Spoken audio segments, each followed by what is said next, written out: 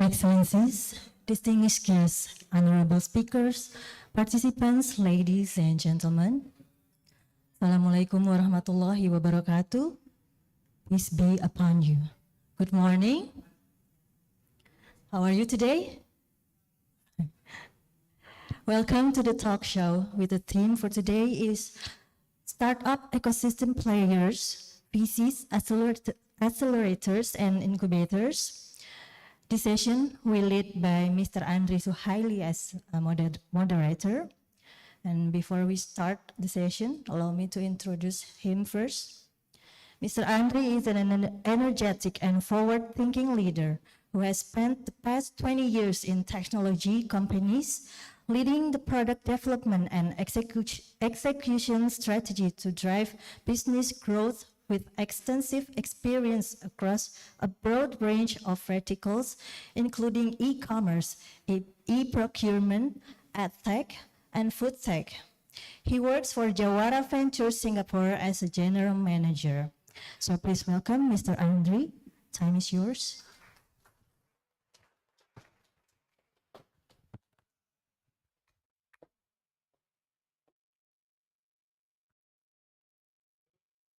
Hello, yes, good morning, everyone. My name is Andri. I'm really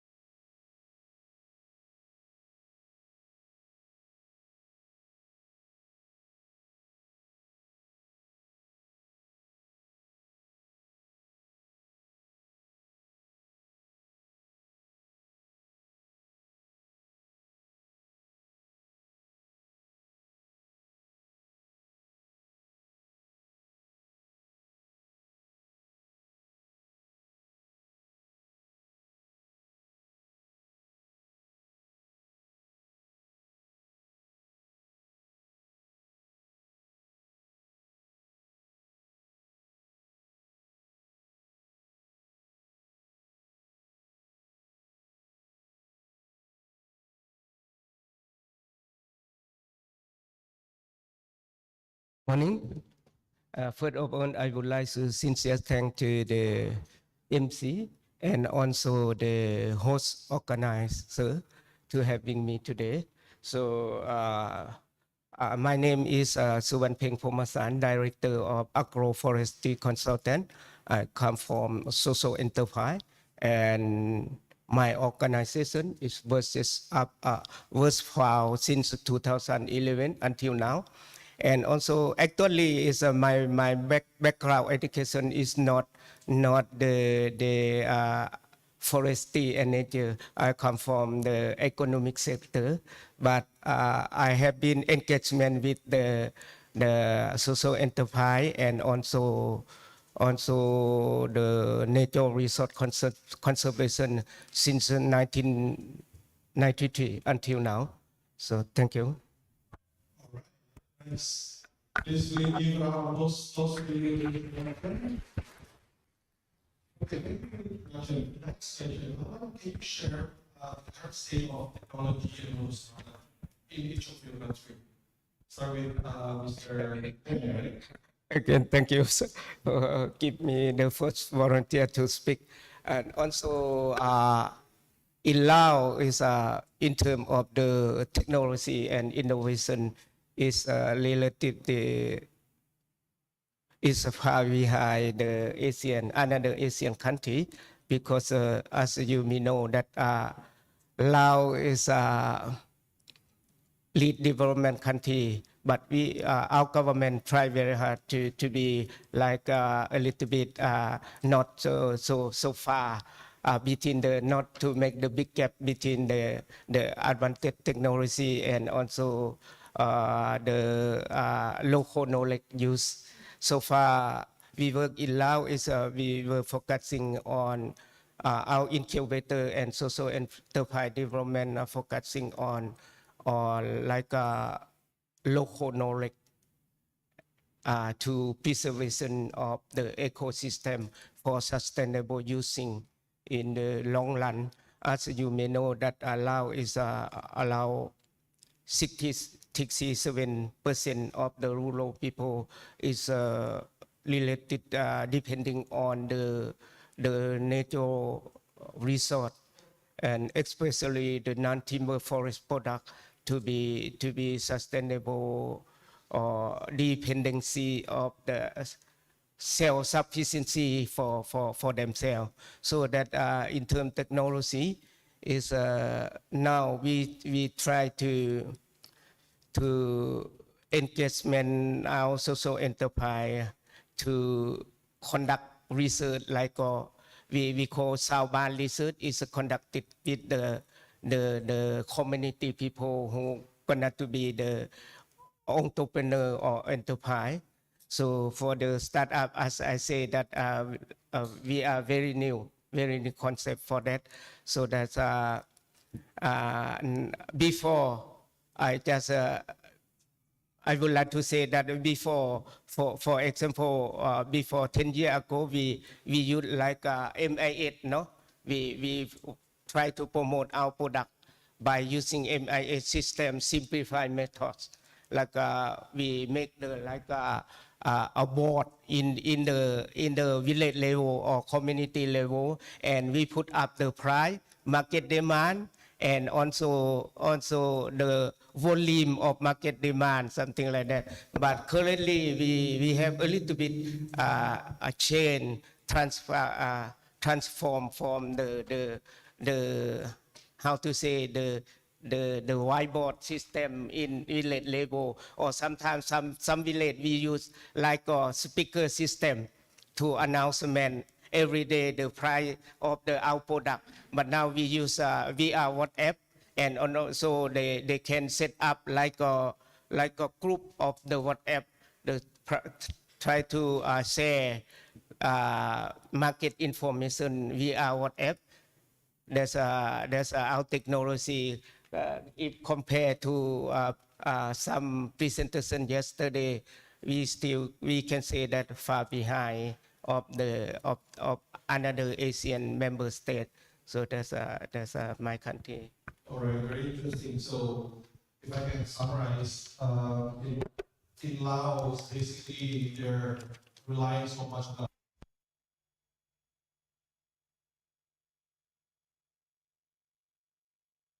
the sustainable and also natural resources. Yeah. Right, glad to hear that. Yes, yes. Can you tell us about the landscape in your country?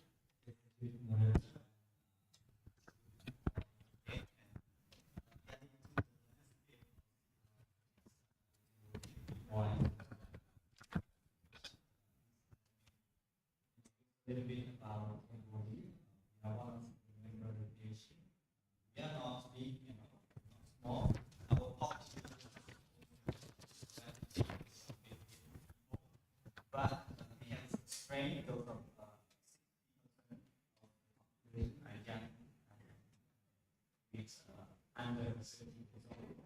So we have benefit from that, and also we have from talking about the economic 1998 until 19, our speaker rate was sustained. Innovation and actually, I think of COVID-19 minus 3%, and this year our GDP was increased to 5 once can be expected.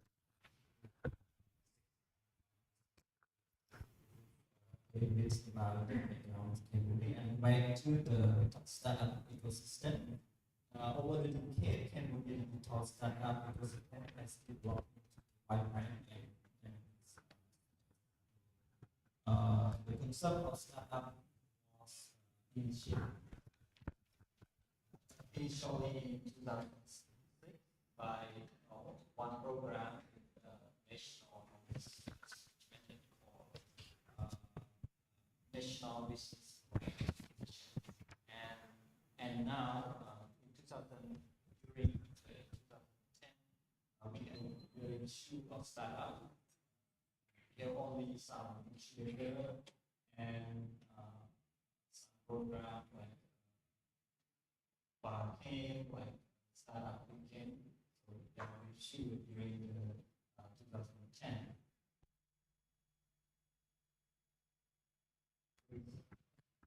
About 50 startup and then we have increased until 300 during 2018 and 2021. We have about 370 startup.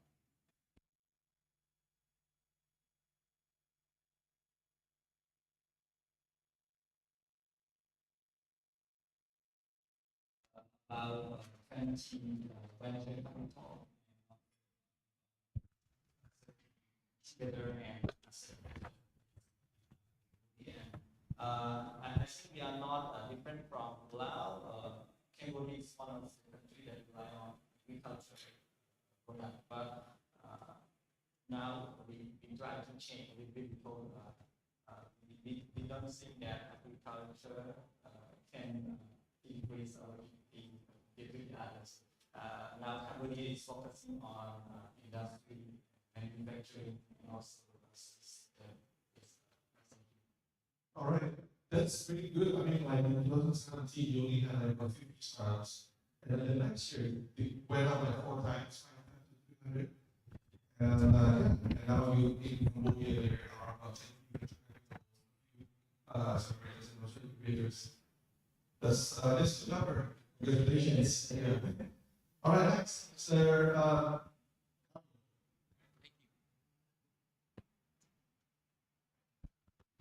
Okay, there you go. Thank you. In the Philippines, the startup ecosystem is actually still very young. If you take a look at it, officially the ecosystem started just in 2013, while pushing for entrepreneurship began earlier in 2005. But from a startup innovation and technology perspective, it just began thereabouts around 2013. right? So it's very young. The startups are basically taking advantage of a very large population of over 110 million people, with mobile penetration reaching 150 million plus, so meaning there are more cell phones in the Philippines than there are people. But similar to our counterparts in Cambodia, we have a very, very young population with an average age of around 26 years old.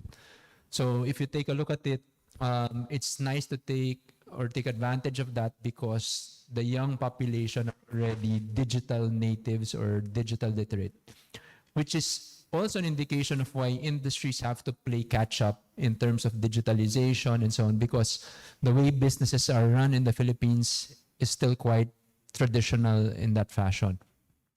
Similarly, we have an ever-growing number of startup enablers, as we call it, or incubators and accelerators, primarily generated with the help of our friends from the Department of Science and Technology, who are supporting the development of technology-based incubators from universities. So these are university-based incubators that are funded by the Department of Science and Technology to help develop startups in their own respective areas. As you know, the Philippines is an archipelagic country.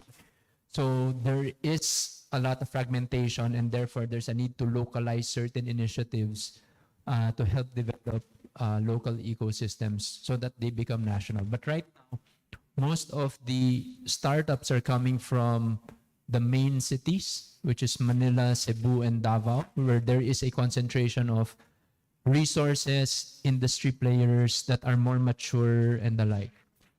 But the ecosystem is still very, very young.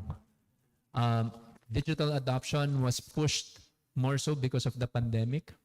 But because of that, because of the pandemic, we have seen some startups contract, meaning obviously some would not have survived because of the pandemic, because in terms of relevance, priority, and so on of the market. But also there was an emergence of new players, right, that were taking advantage of the digitalization that was happening. Most of the startups in the Philippines would focus right now on anything related to the whole e-commerce side. So whether it's creating digital storefronts, marketplaces, e-commerce, logistics, fintech in particular, because the Philippines still isn't, the bulk of the population is still unbanked. So a lot of players are trying to penetrate that side with e-wallets and the like. But also at the same time, there is a bigger focus on developing and maximizing artificial intelligence, machine learning applications, blockchain, and things related to logistics and finance. If you take a look at the whole ecosystem, a lot of it now is focused on relevant measures that are working also outside, especially in the West, trying to see some of these applications being applied and localized in the country. So I believe also the other countries are doing the same conceptually. But obviously, if you take, it's not just a matter of bringing technology from the West and bringing it to Southeast Asia or the ASEAN, but it has to be localized because behaviorally we are all different. In fact, that's why when we were talking earlier, we were saying that we need to come together as ASEAN, right? Because our behaviors are more the same, right? And therefore, technology exportation or importation from the region becomes more practical and powerful in that sense. Just to share also from a startup ecosystem perspective, as I said, it's a young ecosystem, and a nice indicator of that is actually the first law that was passed to support startups was actually just signed in 2019. So that's how young the ecosystem is. And that law, the Philippine Innovative Startup Act, was signed in 2019, and it just basically creates a stronger support system for startups in the Philippines, which includes government support from 3 major agencies: the Department of Science and Technology, Department of Trade and Industry, and the Department of Information and Communication Technology. From my organization's perspective, what we do is we try to aim to support this development as a private organization, trying to bridge the gap and complement the government's initiatives to develop the ecosystem all around the country. And that includes primarily also nurturing, educating, mentoring the next generation of startups, while also creating an avenue for matching them to other resources, whether it's investors or, more importantly, also clients. Because as I mentioned, the industries are still very traditional, so they're still very wary of working with young organizations, and obviously some of them are so old that they don't understand the new things, right? Unless it's hitting them already and competing directly against them. So I'll share more with the question and answer later on. Awesome. Thank you, Carlo. Mr.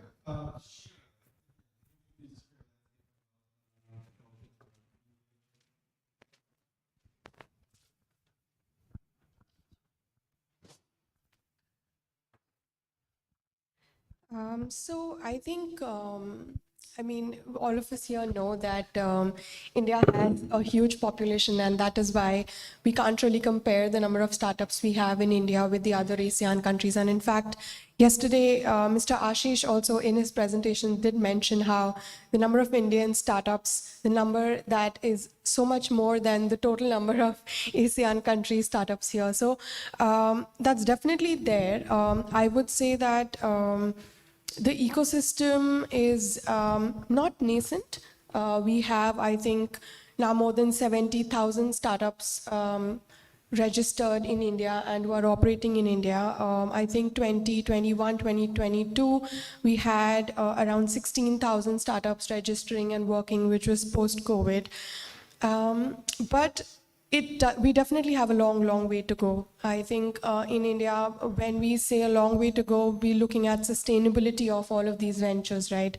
And I think that is something that is definitely we as incubators and all the ecosystem enablers have to try and do is make sure that they sustain for a much longer time. And it doesn't matter the number of startups that you keep adding on to one ecosystem, saying India has so many, but I think what is important is sustainability.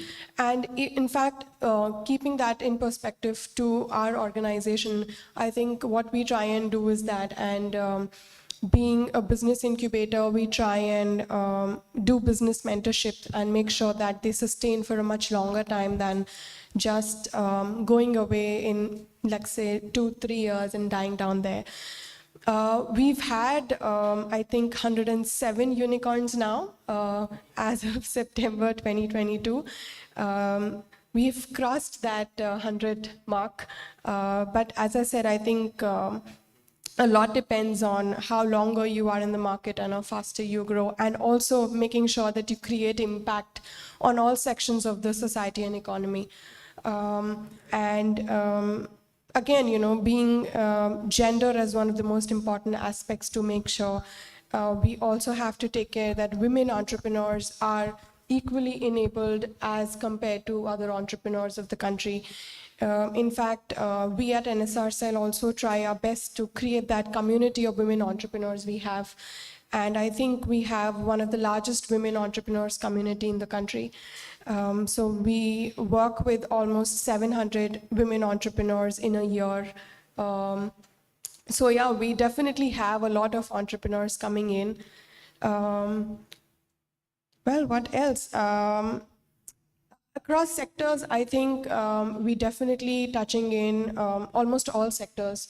But I think artificial intelligence-wise, ML and sectors that are deep tech, we still have a long way to go. We have a lot to learn from the West and the other ASEAN countries as well. And I think that's where such sitting helps a lot. We definitely need to collaborate more and make sure that we have, as you also mentioned, right, I think we all have almost same problem statements to look at, and our economies are almost similar when it comes to the ground, especially agriculture, energy, and I think we definitely need to exchange that innovation between us. Yeah. Yeah, I think very humble statement from such a large country. 170 unicorns, I think they deserve right? In Asia, we have about 9 unicorns, and which is still very, very small compared to 117. Well, anyway, all guests here, for your information, we will have this talk show for about 60 minutes, and we will have additional about 20 minutes for question and answer from every one of you. So make sure that you keep notes on your questions, and there will be no giveaway. Sorry about that. Next question to Mr. Peng. Okay. Well, you are an expert in biodiversity, right? And from what I did my research is that Laos really is very rich in biodiversity. Can you tell us more about biodiversity project that you're currently involved in? Now is our organization still involved with the T project on the promotion biodiversity sustainable for the livelihood of the community. At the same time, the two project is we work on national protected area, and another one project is we work in the wetland. That in the national protected area, we try to develop the collaborative management, co-management. Why? We focusing on the co-management because as you may know that our government, we have set the budget and also human resource to protecting the national protected area. We need to engaging the local people gonna to be keep an eye for the resource and product, and that's why we try to develop the mechanism how to incentive of the local people to keep an eye to patron their own natural resource. In the national protected area, we were divided in two zones. Each one is we call the total protected area. That one is everyone cannot use anything inside because we want to conserve the biodiversity. But another zone we call the control use zone. Control use zone we will develop like a forest inventory and to count the resource and plant inside the control use zone sample plots. And then we try to develop the mechanic, something like regulation by law, let's say regulation by law or village norm to sustainable harvesting of the natural resource. For example, the bamboo, one rotation is 3 years, we count in Laos, and then we were divided to the T sample plot and allow them to collect year 1, year 2, and year 3, and then come back again. Then the new generation of bamboo can come up later on. The project in the wetland, we try to scaling up the, how to say, the lesson learned from the good practice approach to test in the wetland. Wetland, they have many fresh seaweed and vegetable and also fish. This is a protein of the local people. And in the wetland, we will set up the like 4, we can say not startup, 4 social enterprise. The key of them is we try to focus on the women, women social enterprise to work on the bamboo handicraft, snail lacing, and also the like fish processing for the local market, and future we want to export it to China also, but we thinking how to make properly to meet the China standard, no? So that our experience from now for biodiversity. Thank you.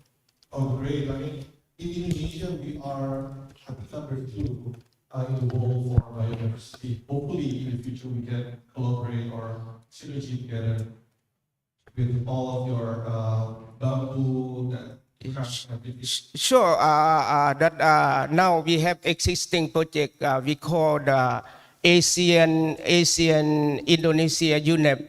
Now we start to working together since last month. We want to set up social enterprise network on NTAP. That's I come here. I am very happy to have a good chance to explore, to see the possible area to cooperation with the Indonesia as well as Indian entrepreneurship around the world outside there. That's nice. Hopefully, everything goes smooth and we can form a very strong collaboration together. Yeah. All right, next question to Mr. Sana. From what my research from your background, you are a culture guy.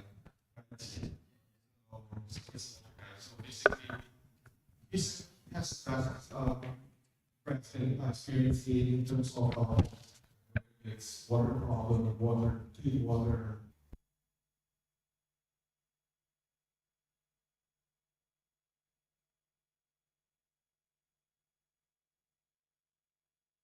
And how we in Indonesia can basically learn or to improve as well. Yes, it's my past career and it's work with and also one is the board water sector. We provide safe drinking water to the rural community. Yes. If we talk about water situation in Cambodia, the government of Cambodia has set an aggressive goal to access, to reach 100% of access or not sale clean water by 2025. So now it is 2022 or 23 already. So we will just only a few years more. I'm not sure that our goal has reached or not, but until now, according to our senior minister, told that until now we reached 80% already for clean water to the population. And if we talk about the water, there are two main actors in Cambodia. One is government and second is private sector. For the government, our Ministry of Industry, Science, Technology, Innovation is the one who control for pipe water, and also we provide opportunity for the private sector they can also provide the service to the rural because the government in the city is the government who manage the water pipe water, and rural is for a private sector. And up to now, if I'm not confused, we have 400 company that work in water sector. Yes. So not only government and private sector, we also have non-government organization that also is a key part that to fulfill our capacity, because the government and the private sector, they cannot go far to the very far like rural area that is far. So only NGO that they can support, and also we have another one ministry that called Ministry of Rural Development. They also just provide pound or well to the poor people. Yes. And pipe water is under our ministry, and we also have like drinking water. That's also we have a lot in Cambodia because the government encourage them to produce more water so that we can reach our goal by 2025 years. Okay, so 2 more years to go. 80% reach. 21%, I think you will achieve it. Okay, great. Mr. Halo, let's start up with the atmosphere. We're interested to hear from you. Said, well, maybe if there's any startup here who would like to learn or build, do you have any advice to our fellow Indonesian startups here?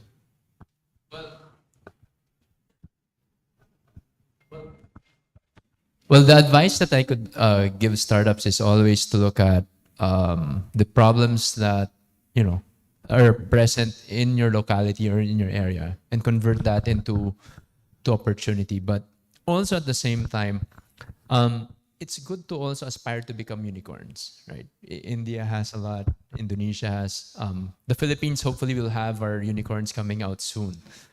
But at the but what I'm trying to say is that it shouldn't be about aspiring to be a unicorn, but rather it's really about aspiring to create value, being able to help other people in the process, and the innovation, the company should be sustainable in that sense, because there's always been that mindset that when you start up, it's always about valuation, it's all about investment, when it should be always about be sustainability. It's always supposed to be having sound business models. It's always about having customers that appreciate the innovation that you create because it truly benefits them.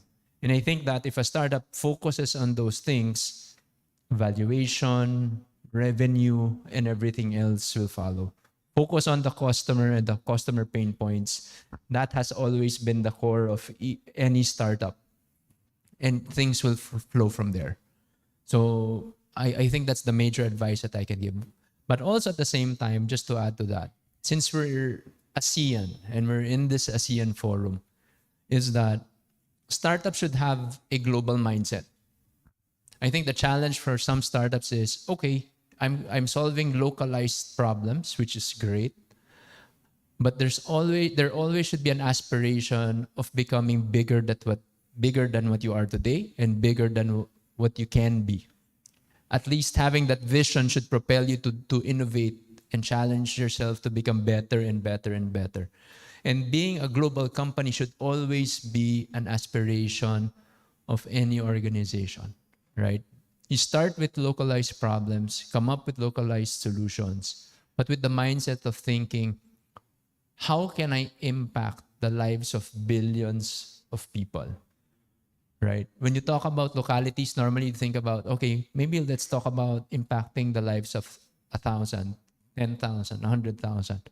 Then when you talk about the nation, you talk about millions. But when you think globally, you think about the billions. Right? Well, India is not nationally already a billion, but you know what I mean. We can always go beyond that billion mindset, but it's all about creating positive impact, right? So if you challenge yourself in that fashion, even if you don't become a unicorn, I'm a believer that you've already become successful because of the lives of the people you've touched in the process. Thank you for sharing. Yeah, I took a few notes. Global mindset, that's one. Positive impact. So I totally agree with that. So any startups, probably any kind of stage where you are, whether you are stage or just maybe you are in a series of growth stage. Builders or ventures or companies or even government, we should be creating initiatives to support the startup to achieve those goals, right? And that's, I think, the role of the ASEAN, right? To be able to bridge and create that ecosystem, an ASEAN ecosystem that allows them to nurture and grow so that they become more ASEAN or global in the process. We totally agree with that. So what I feel is that our involvement is very important. It's not just looking at the financial reports, or just looking at their customer or even their GMV, but our involvement as a startup builder or startup venture is very important to basically influence those startups in order for them to apply all these directions that they're supposed to do, which is social governance or their environment. Okay, moving on from startup builder to incubator. You graduated for me, Shira, 3 years. So there are several ecosystem levers for entrepreneurs to succeed, right? Like Mr. Carlos said, and incubator is one of them. Could you share with us what do you see as the role of an incubator in the entrepreneurship journey? So I think I've also taken a lot of notes from Carlo, not just Andre. So I think it will be an extension of what Carlo just mentioned, right? And what you think a startup should take care of. And I think as an incubator, we are trying to. So I think all of us know that entrepreneurs have high mortality, right? When they are beginning. Something that they have to focus on for the first couple of years is to just not die. And, yeah. So I think survival is the most important in the first couple of years. And I think as an incubator, this is what we should do. And this is what we try to do is make sure that the survival rate is high. Make sure that, giving them a safe space for them to experiment, innovate, and also create business models that are scalable, right, and sustainable and highly impactful.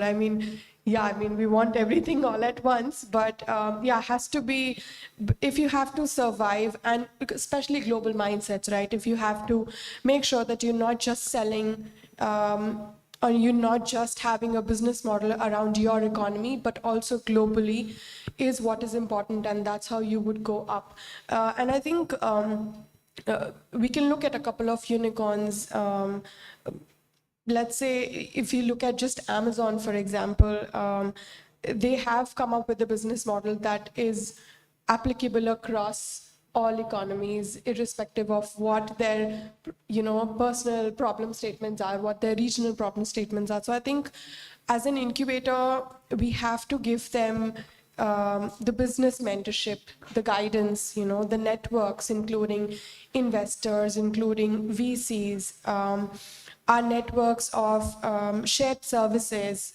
Let's say a person who might be able to help them with ESG, a person or a firm who might be able to help them with vetting an investor agreement, for example. So I think we as an incubator always try to make sure that any problems that they come up with, we have a solution for it. And the solution has to be put on quickly because there's no time to waste. So you have to make sure that you are on your heels while solving problems for these startups.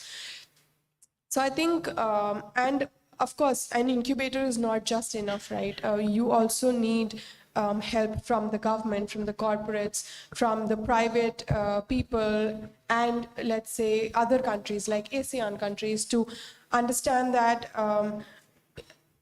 there is a bigger ecosystem to help you and to push you to go ahead, and it's not just the incubator. Something that I get asked a lot of times as well is, when do you stop guiding? When do you stop helping? And that is, to be honest, very tough being in the incubation space. And you have an entrepreneur coming in, taking help, and where do you take a step back? That is a big decision. It's not a bachelor's degree where you do a convocation and you're like, okay, thank you, you can go ahead. But it is a longer journey, and I think that is what we always struggle with. I think in the incubation space is, when do we say, no? How about you figure this out yourself? So I think we have to also create a balance between that and making sure that even though we are helping them as enablers, we cannot be their team members to really do the work. We can only give them suggestions or advice. And we have to take a step back and make sure that the implementation happens from the team and not through us. So I think that is also something very important that we try and do as incubators. Yeah. Thank you, Vishnu. So I think just to summarize, incubators basically they don't get too much in their startups operations, right? Basically, from my understanding, incubators they are basically providing mentorships, providing guidance, and also connecting them with potential whether it's clients or VCs, stuff like that, right?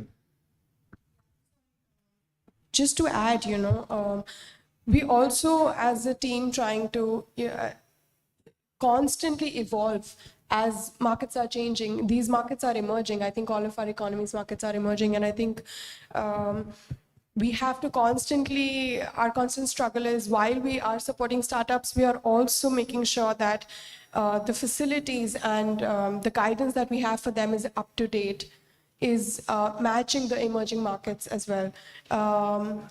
We have to make sure that our startups get immersed in different economies, let's say in Philippines or in Laos or in Cambodia. So I think that is also very important. We have to make sure that these startups get access to all kinds of economies and understand that their solutions have to be globally made, and they have to maybe customize it here and there, but make sure that implementation happens well. Thank you for sharing. Let's move to the next question to Mr. Peng. Wow, we'd like to hear more about how is the government transforming the research sector in Laos? Basically, what are the local innovations? Maybe you can share more about government involvement in supporting those activities and also building the ecosystem. Yeah. Lao government actually is very strongly support environment conservation because the Lao economies depending on the biodiversity and the product of good system services. They are offer crucial for the eradicating the poverty and ensuring the livelihood of the local people, as well as the government in approaching the green model of economic development. So as I mentioned earlier, that 67% of the people, local people, is depending on the natural resource and for their livelihood, and also 39% income, stable low income of the rural family income is come from the non-forest product. We export the raw material to Thailand, Vietnam, and also China. 80% of the cardamom in the north we exported to China, and the rest Vietnam and Thailand. So there's and also based on the FAO documented that 90% over 1,400 species of the wildlife as protein of the local people. So that's I think Lao government pay attention to support for ecosystem conservation for the sustainable harvesting, because our people, local people, is depending on natural resource also. Thank you, Mr. Frank. Moving on to Mr. Sumner. Could you say the question, how is the Philippines government, Cambodia government is supporting the vaccine in Cambodia? Okay, thank you for the question. Regarding to the government support to startup, I think yesterday Dr. Sun already mentioned some about policy to support startup in Cambodia. And also, he also mentioned about some program that Cambodia tried to cultivate, we can say cultivate from the young population, that we provide them to learn as a digital platform, and also try to provide them to learn about how to use internet or computer. So if we educate them from the young, I think when they grow up, so they will have mindset, and also they will be easy to adapt with the situation of the global. And also other policy like Ministry of Industry, Science, Technology and Innovation. Last year, we just create one roadmap, we call ICI Cambodia Roadmap 2030. And Dr. Sun already mentioned that we have 5 pillars. And one pillar is about ecosystem, that is we focus on technology transfer, and also to boost startup also, yes. And that is a part of policy. So beside that, the government of Cambodia has provided many programs that support and also provide incentive for the startup. We have the biggest ministry that involved in the startup is Ministry of Commerce. Ministry of Economic and Finance. They have a lot of programs such as Skill Development Fund, Khmer Enterprise, Digital Startup Center. We have Startup Cambodia and SME Bank. So all of these, they have a priority sector like manufacturing, ICT, agricultural, and also services and finance and technology. And we have one ministry that focus on the technology is Ministry of Posts and Telecommunication. They have the specific program that called Digital Innovation Center, and another one is Digital Technology R&D Center. So these two centers, they specifically focus on technology. So our Ministry of Industry, we have one program that support for food processing is technology, business, and incubation. So and another one is Ministry of Commerce. Also, they have goal for ECAM that they focus on agro processing and also product. And beside that, I think they just provide space for startup to do in Cambodia. So that is our support for the startup. Yes. So basically, the whole ministry in the kingdom is basically they have their own program to support the startup, whether it's food, whether it's agriculture, whether it's everything, right? Yeah, yes. All ministries start to thinking about it and provide support for the startup. Awesome, that's great. Great to hear that. Similar question to Mr. Carlo, but we want to know more about the government support to the micro, small, medium enterprises in the Philippines. Could you share with us? Sure.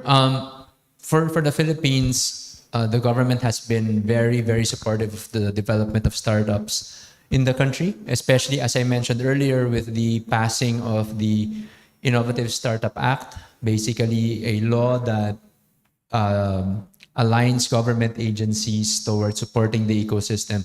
And this includes the Department of Trade and Industry, the Department of Science and Technology, and the Department of Information and Communication Technology. So these 3 government agencies are working together to execute and develop programs that would help elevate the status of startups in the Philippines.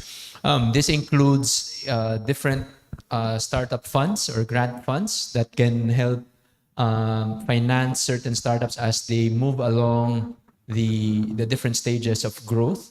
It also includes the development or continuous development of enablers or technology business incubators that are found in universities, which is supported under the Department of Science and Technology. And also looking at the different infrastructure requirements needed by startups, not just by startups, but actually by also different industries to help them digitize the respective business. Because at the end of it, if you have technology, you also need that enabling infrastructure to allow you to seamlessly execute all of these programs. So there's a lot more going on, but it's nice to see that the government is taking these steps towards building that environment that allows us to nurture more startups, or more importantly, nurture more innovation and technology from a national level. From an MSME support perspective, the Philippine government has always been supportive of the development of and nurturing of micro, small, medium enterprises in the country. As we all know, in all of our countries, MSMEs are the backbone of our respective economies. Bulk of our GDPs are contributed or coming from these MSMEs, and at the same time, well, in the case of the Philippines, like 60% of employment comes from these MSMEs. So there is a need, right, to be able to nurture them further, right, and allow them to grow, not just as starting entrepreneurs, but also eventual titans of industry. So we need to, as governments, we need to be able to nurture them to that point. For my organization in particular, we support the development of micro, small, medium enterprise by helping digitalize them. How do we do that? By matching them with technology startups, right, that have the tools, that have the technology to nurture them. As I mentioned, I am the co-founder and president of Startup Village. We're an incubator and accelerator similar to what you have. But we made it a point to differentiate ourselves by allowing the development of programs that match the startups to the market. And most of the startups, as we know, are after, not necessarily just the big industry players, but also the guys that are on the ground. So what we did was we crafted this program called Project Match, which essentially helps startups gain traction, get clients by matching them to MSMEs. Now, the benefits are twofold, right? Because you're able to help support the growth of the startup while also uplifting the status of MSMEs by digitizing them. Because the MSME requirements are not too complicated at these stages, right? Some of them would just basically need more tools that allow them to get more access to markets, digital storefronts, e-commerce. Complement that with logistics, financial tools, wallets, and so on.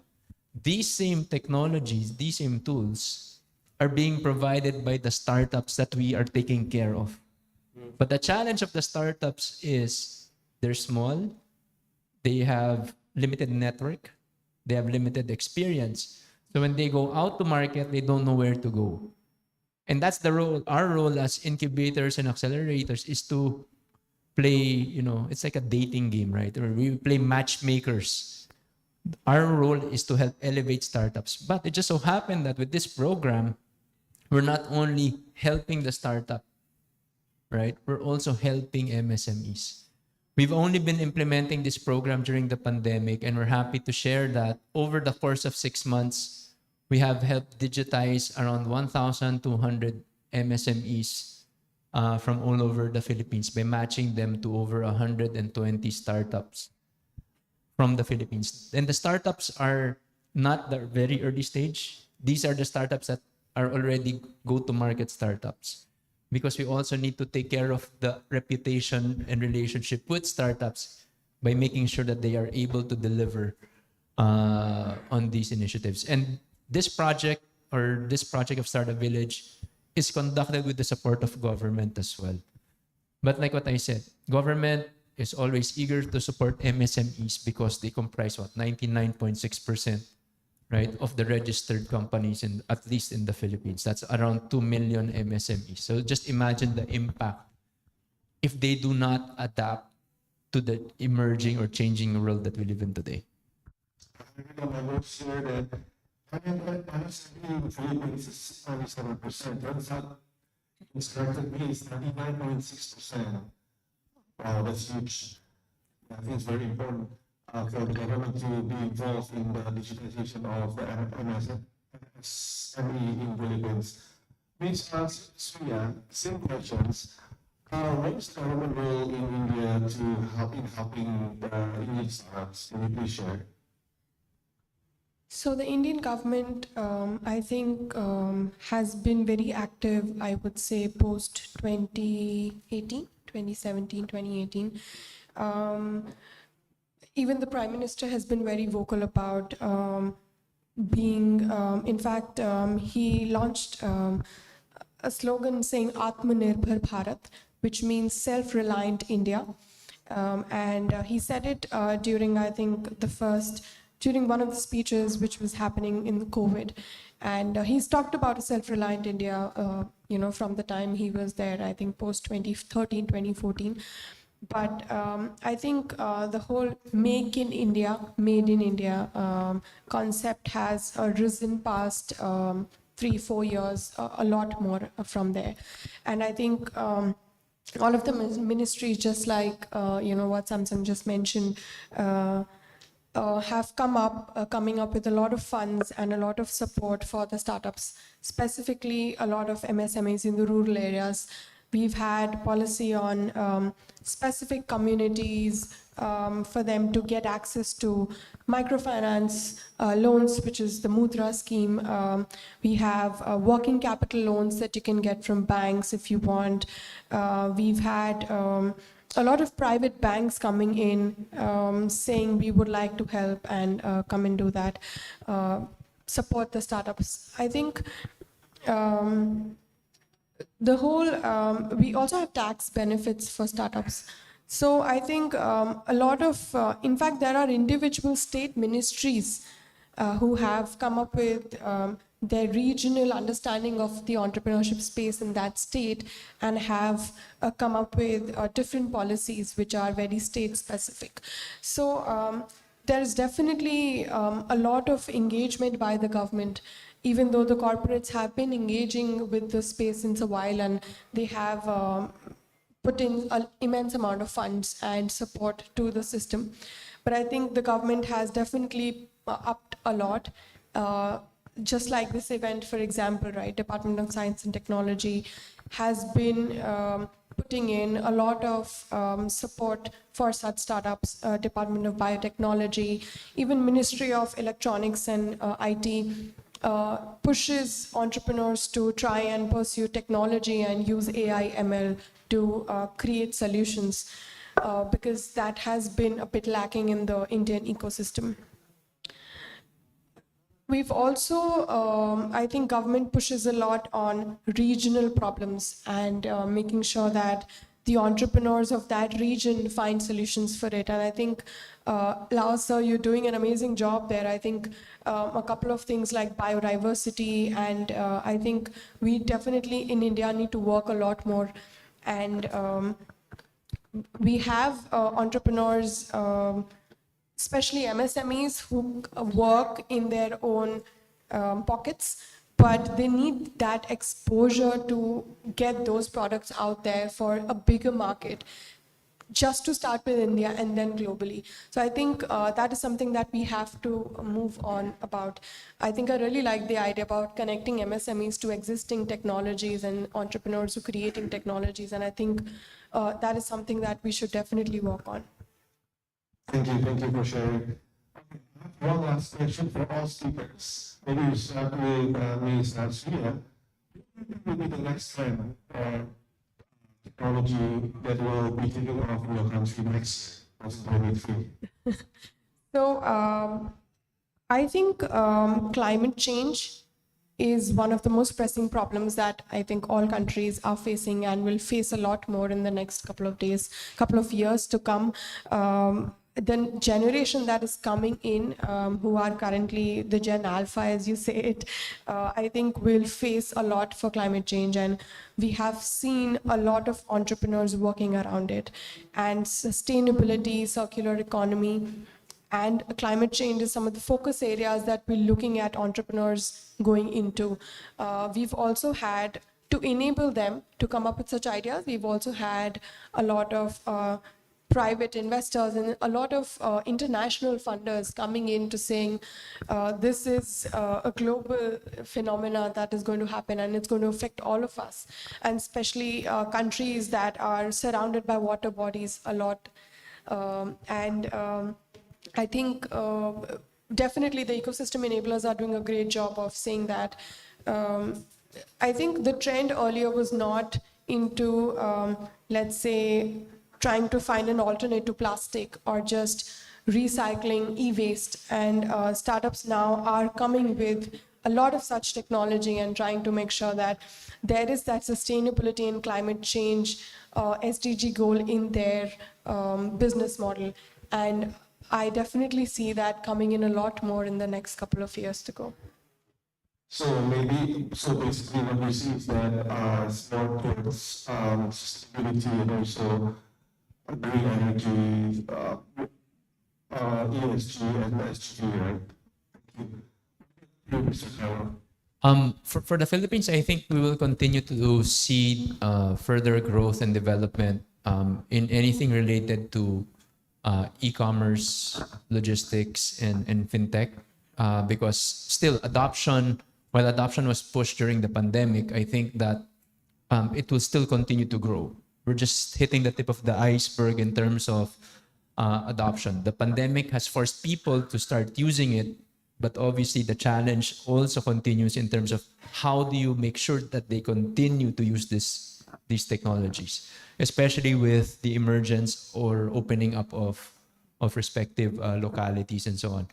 But still, there is a lot of opportunity for improvement in that space. We believe that fintech is also something that will grow further, because as I mentioned earlier, a huge chunk of the population is still unbanked.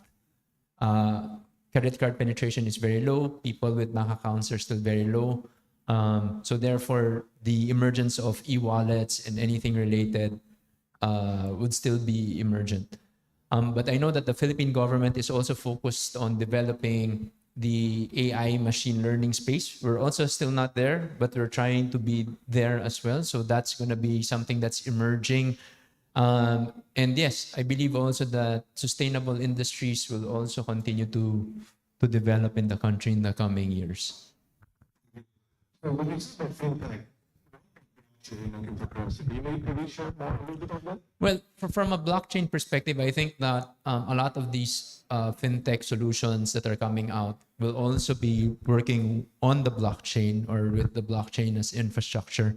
With cryptocurrency and the like, well, as you know, the Philippines, I believe, is one of the countries that is very prominent in terms of cryptocurrency exchanges and so on. So I believe that it will still continue to be there because, as I mentioned, we're looking for alternatives to the usual banking side because a lot of people are still unbanked.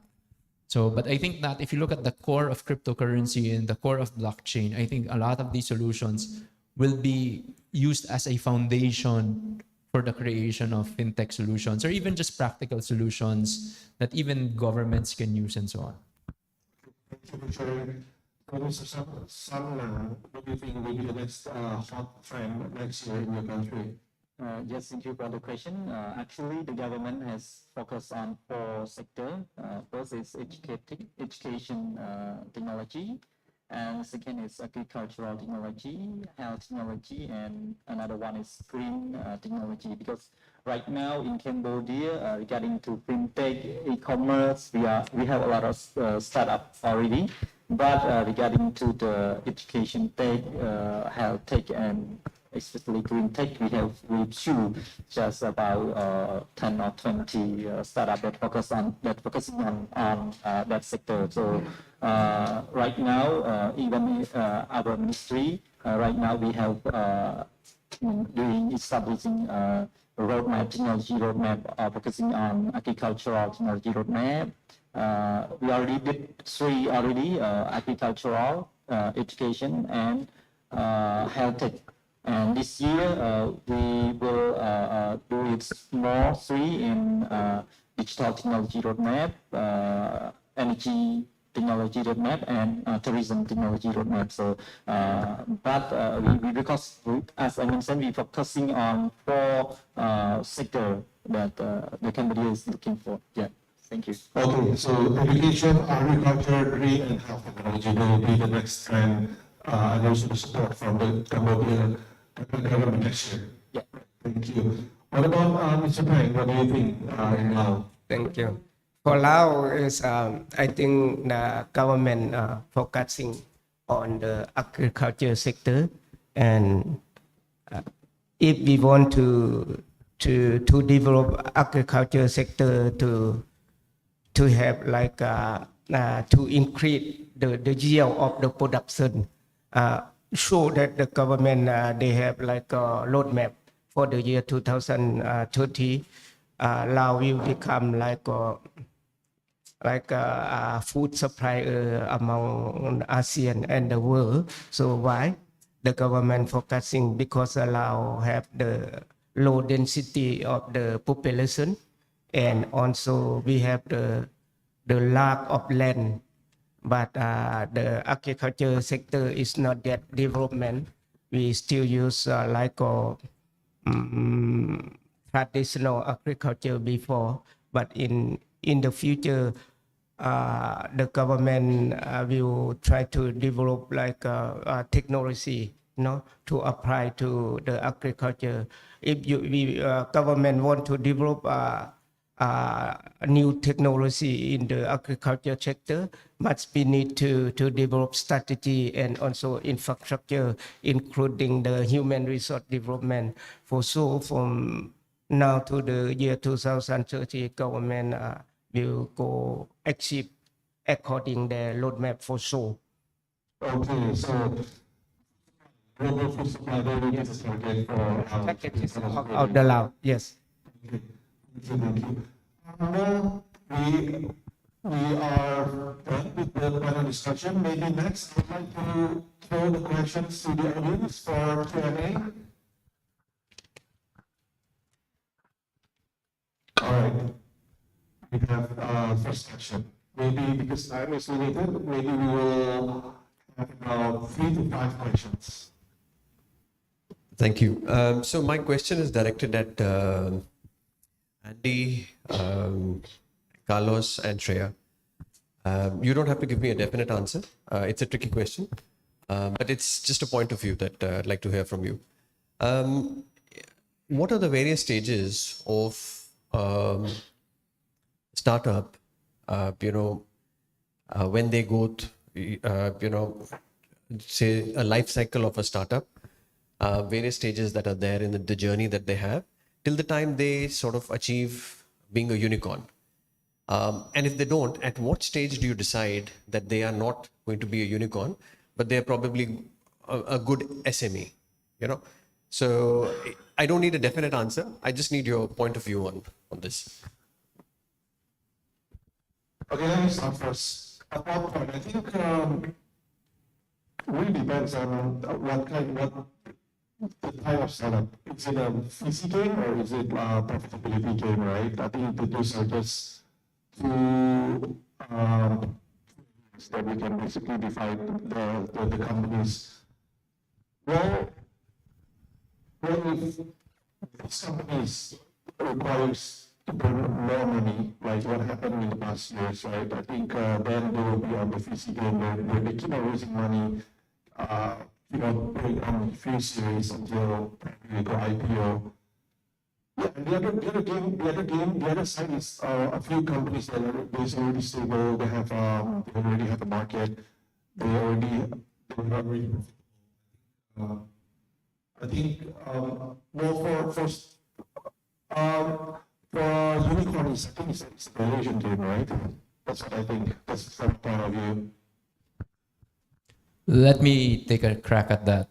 Yeah, it is a very tricky question, and it kind of puts us on the spot. But I think there's two perspectives here. When you talk about startup life cycle, it's not so different from any business life cycle, right?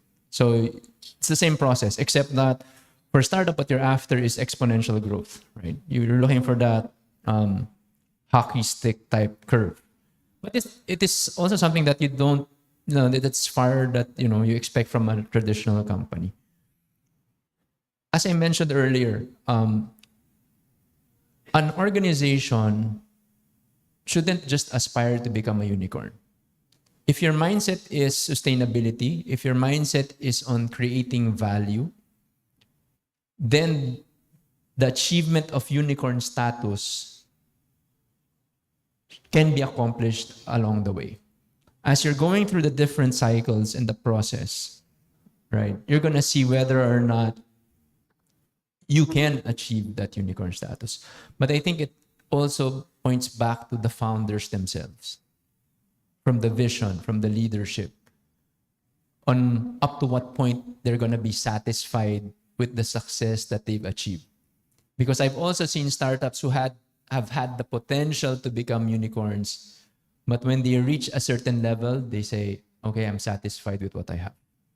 So it takes a degree of desire and passion for what they want to do. But also at the same time, I believe that it depends on the very core values and vision of the organization. But I've met people who have reached Series C, Series D, and so on. And the funny thing about them is they never talk about the money. They talk about how they're able to help other people, how they're able to create value.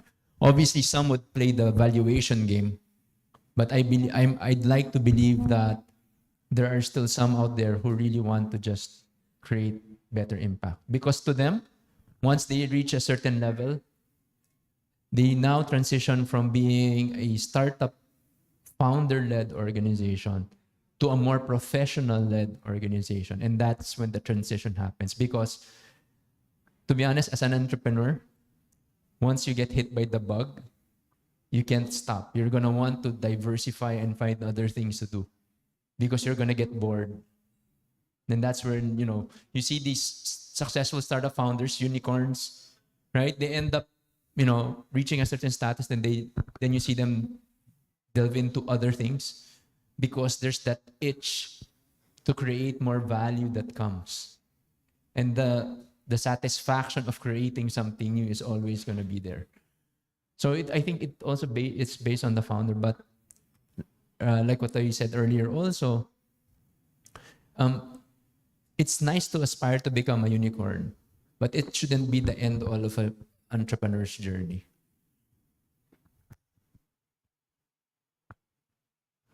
I think it is going to be very important for me because as India, we have 107 unicorns as of now.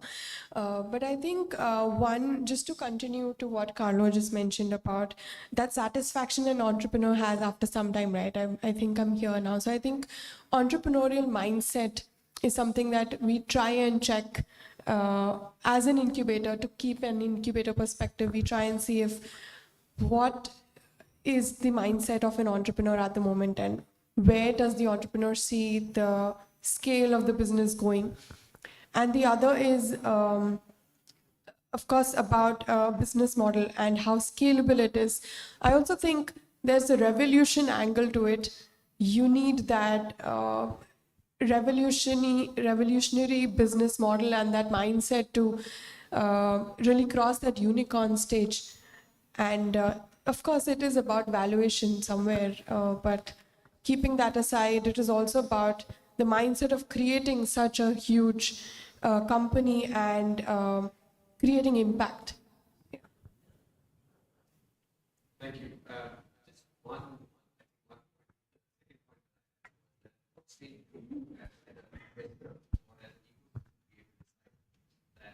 They are not in that way.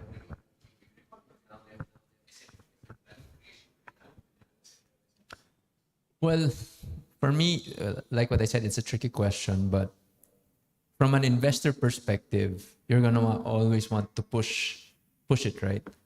But I also believe that, it's also based on, as I mentioned, on the founders. You'll see whether or not they're satisfied already or not. You try to push them, but at the same time, you know that maybe they've reached a certain point. And it doesn't mean that they're not successful in the process. I think we've become too fascinated also with hunting for unicorns, right? That the myth becomes so much bigger than it has to be, right? We've seen successful companies that are out there creating great impact, even if they're not unicorns. I think from my point of view, what stage is basically really depends on how we measure. It could be the level of revenue that they have achieved in a total year. It could be number of customers they have. It could be their GMV, like Tokopedia, like Gojek, for example. They can be measured in various ways. So if you ask me what stage, I think it's based on number. It doesn't have to be profitability or number of assets they have. Could be number of customer base, number of active customers, could be number of, could be a benchmark from other companies as well. That's what I think. Well, I think as an incubator, we first look at the founder and not really the venture. I think the founder comes for us first, and we try and again, I think we only involved with the startup for just some couple of early years, but it is the energy that really gives, adds to the whole, will the startup be a unicorn in the future statement. And it's definitely the energy, definitely the mindset of what do they see the company will get into in the next 10 years. It is definitely a tricky question. I'm having a hard time answering this one. All right. Any more question? Okay, all right. Probably we'll just have one question from the audience. We are about 5 minutes to the end of the session. Is there any question? Wants to know more about Lao, kemudian they're here.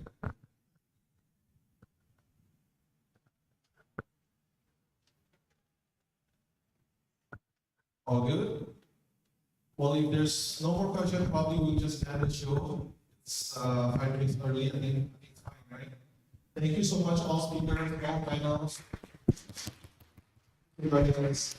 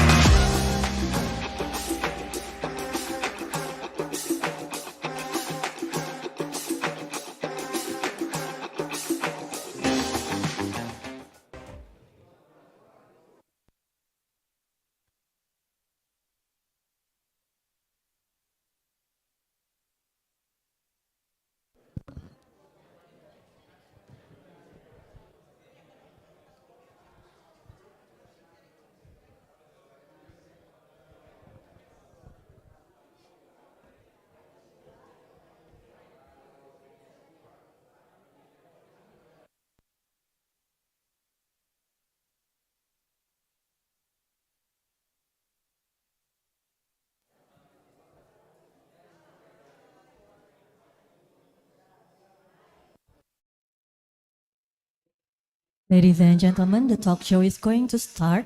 Please be seated.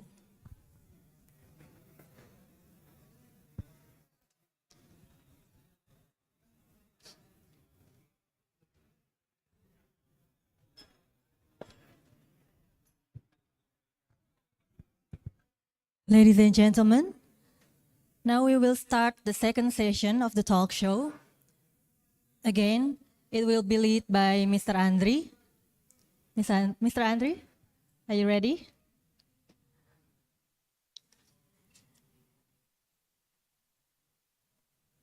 I would like to ask Mr. Andri to lead the second session.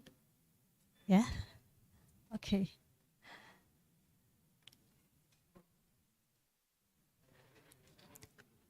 Please welcome Mr. Andri.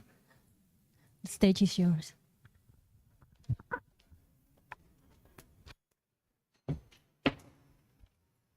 Hello, everyone.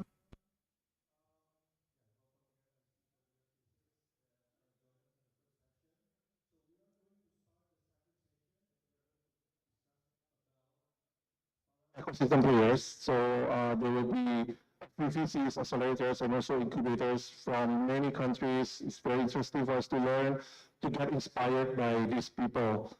So yeah, let's start. Let me. Yes, okay. 1 second. Let me invite our panelists and speakers. Let's welcome Mr. Jitapon from Thailand. He's a Thailand. Let's welcome Mr. Abdul Hakim from Malaysia. He's from Live Nest. I guess he's an accelerator incubator as well. And Mr. Chirag Gupta from ADEX Ventures. Please welcome from India. And last but not least, Ms. Erika Dianasari from Alpha JWC Ventures Indonesia.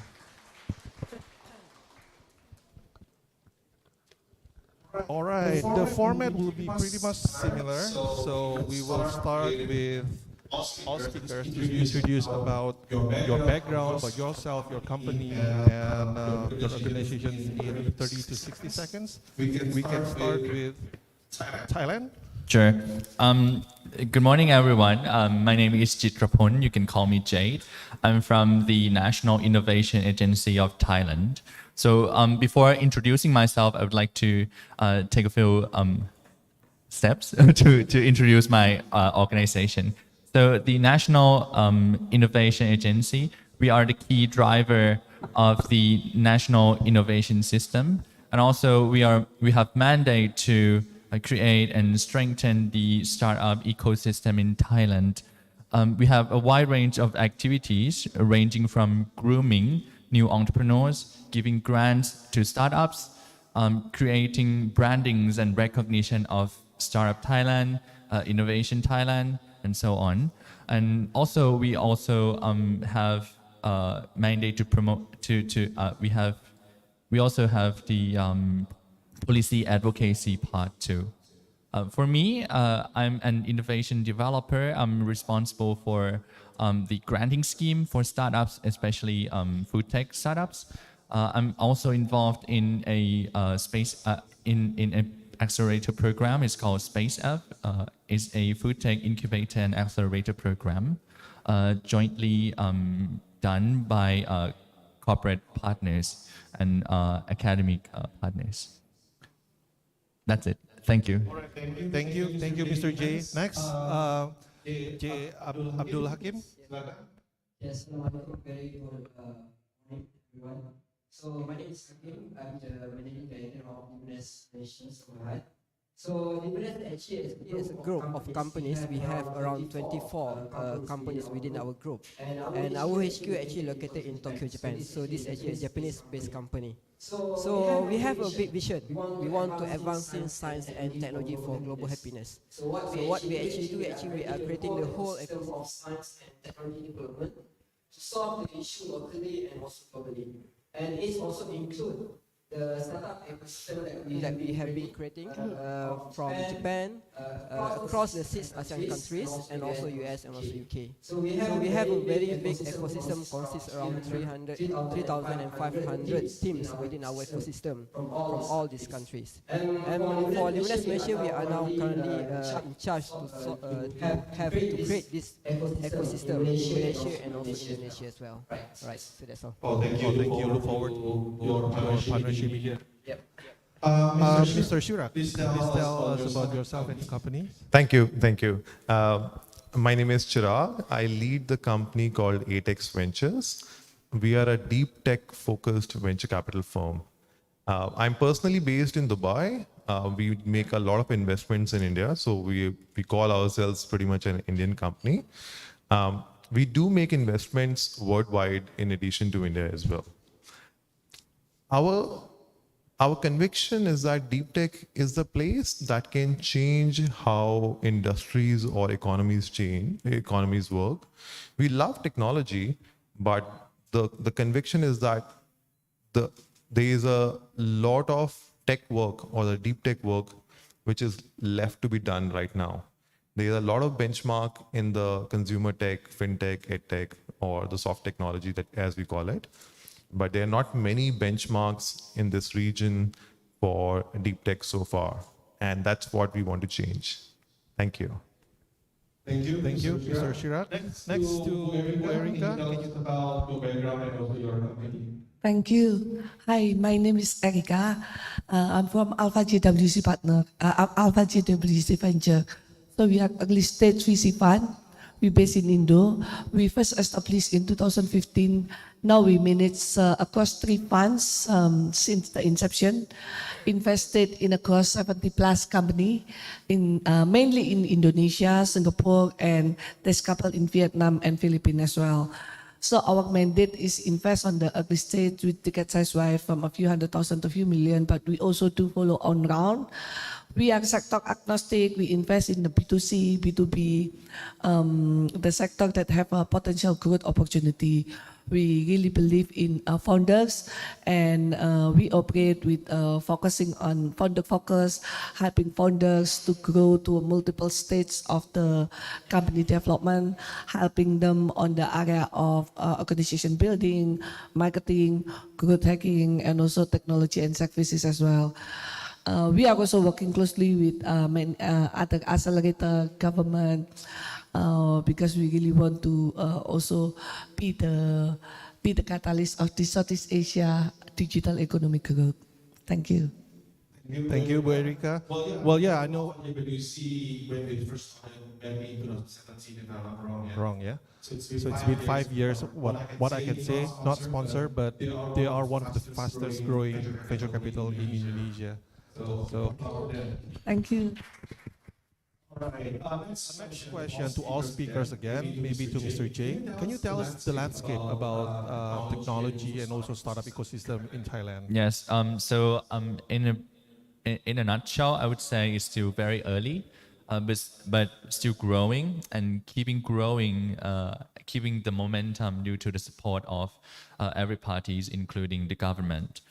So so our startup ecosystem started as soon as like 2012, but not until 2016 that the government really recognized the startup as new economic warrior or a new engine of growth of the nation. So for the past like 5-6 years, we have seen a lot of growth in the startup ecosystem. Now we have around 1,000. Actually, pre-COVID, we have around 2,000 plus startups, but due to the COVID, maybe it shrink to around 1,000 startups now.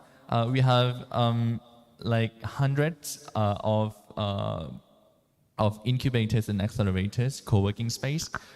We see a lot of proactive engagement from the corporate side to the startup ecosystem, and also a lot of government supports throwing into the ecosystem. So far, we have given birth to 4 unicorns, mainly in fintech, logistics, and food delivery, with the latest one in food delivery just this month or last month. And recently, just last year, we just launched our Thailand Startup Report 2021. We identified 4 challenges in the ecosystem currently, including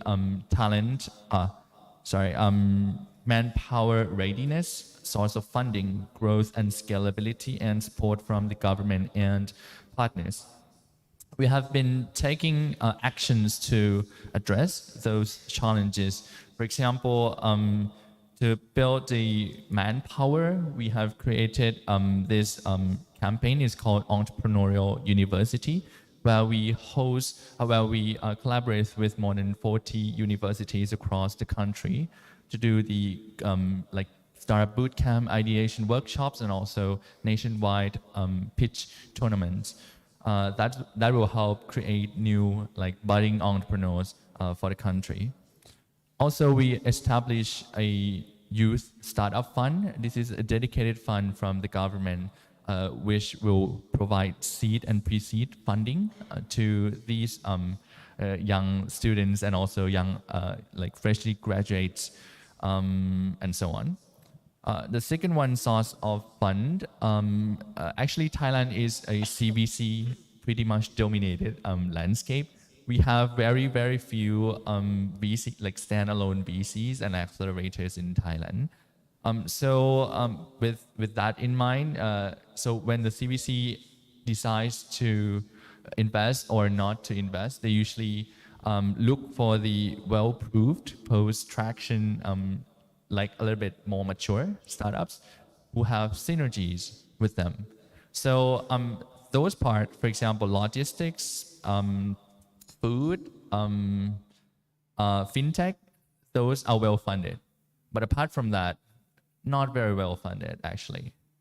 And also we have a huge gap in terms of seed funding. So that's where the government try to bridge the gap. In terms of growth and scalability, we still have with that in mind, we lack angel investor, much more accelerators and also VCs. So the access to market, we still struggle with that. So we try to create programs to bridge the collaboration between big corporates and the startups. In the next few years in the future, I think that we might move from corporates to a little bit more like SMEs instead, because corporates take too much time and it's very bureaucratic. The fourth one is support from government. Recently is quite becoming better compared to the past. For example, we just announced the tax holiday for investors who invest in Thai startups. They will get tax exemption, capital gain tax exemption.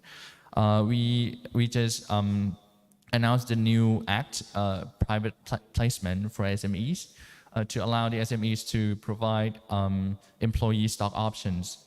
And previously, they cannot do that. And also, they cannot do the convertible note, and now they can do that.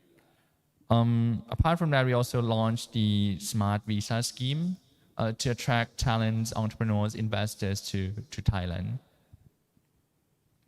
I think that this is the current state. Moving forward, what we think is on the rise is about deep tech. So previously, we have seen a lot of digital-based software as a service startups, so many. But now we think that with the global challenge and everything, we need like disruptive deep technology to solve that. So we try to encourage the establishment of more of a research-based startups. For example, we announced the Tri-Up Act. It's kind of like a Bayh-Dole Act in the US, where we transfer the ownership of the IP from the grantors to the researcher to incentivize them to commercialize the IP. We also collaborate with 11 deep tech universities that we appoint to do the deep tech acceleration program to generate more like deep tech startups. Maybe it's too long already, sorry. So that's in a nutshell. Very inspiring. the Thai government is really trying to push it by giving out a lot of initiative, right? Like, for example, the tax holiday, the ESOP thing. And from what I can see, that probably the corporate plays very important role currently to bring to shaping the startup, right? Because I think, like you said, they want to invest because they want to see there's a partnership. So I guess that must be the private companies or the corporate. Yes, yes. Thank you. Okay. Tia Hakim, can you share about the current state in Malaysia?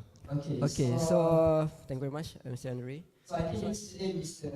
laid down a bit about what's happening in our ecosystem in Malaysia from the point of view of the government as the agency of the government. And I think also we have mostly here today. So for me, I would like to give a bit perspective in terms of as a private sectors, right? So of course, right now Malaysia with the 32 million population, we are.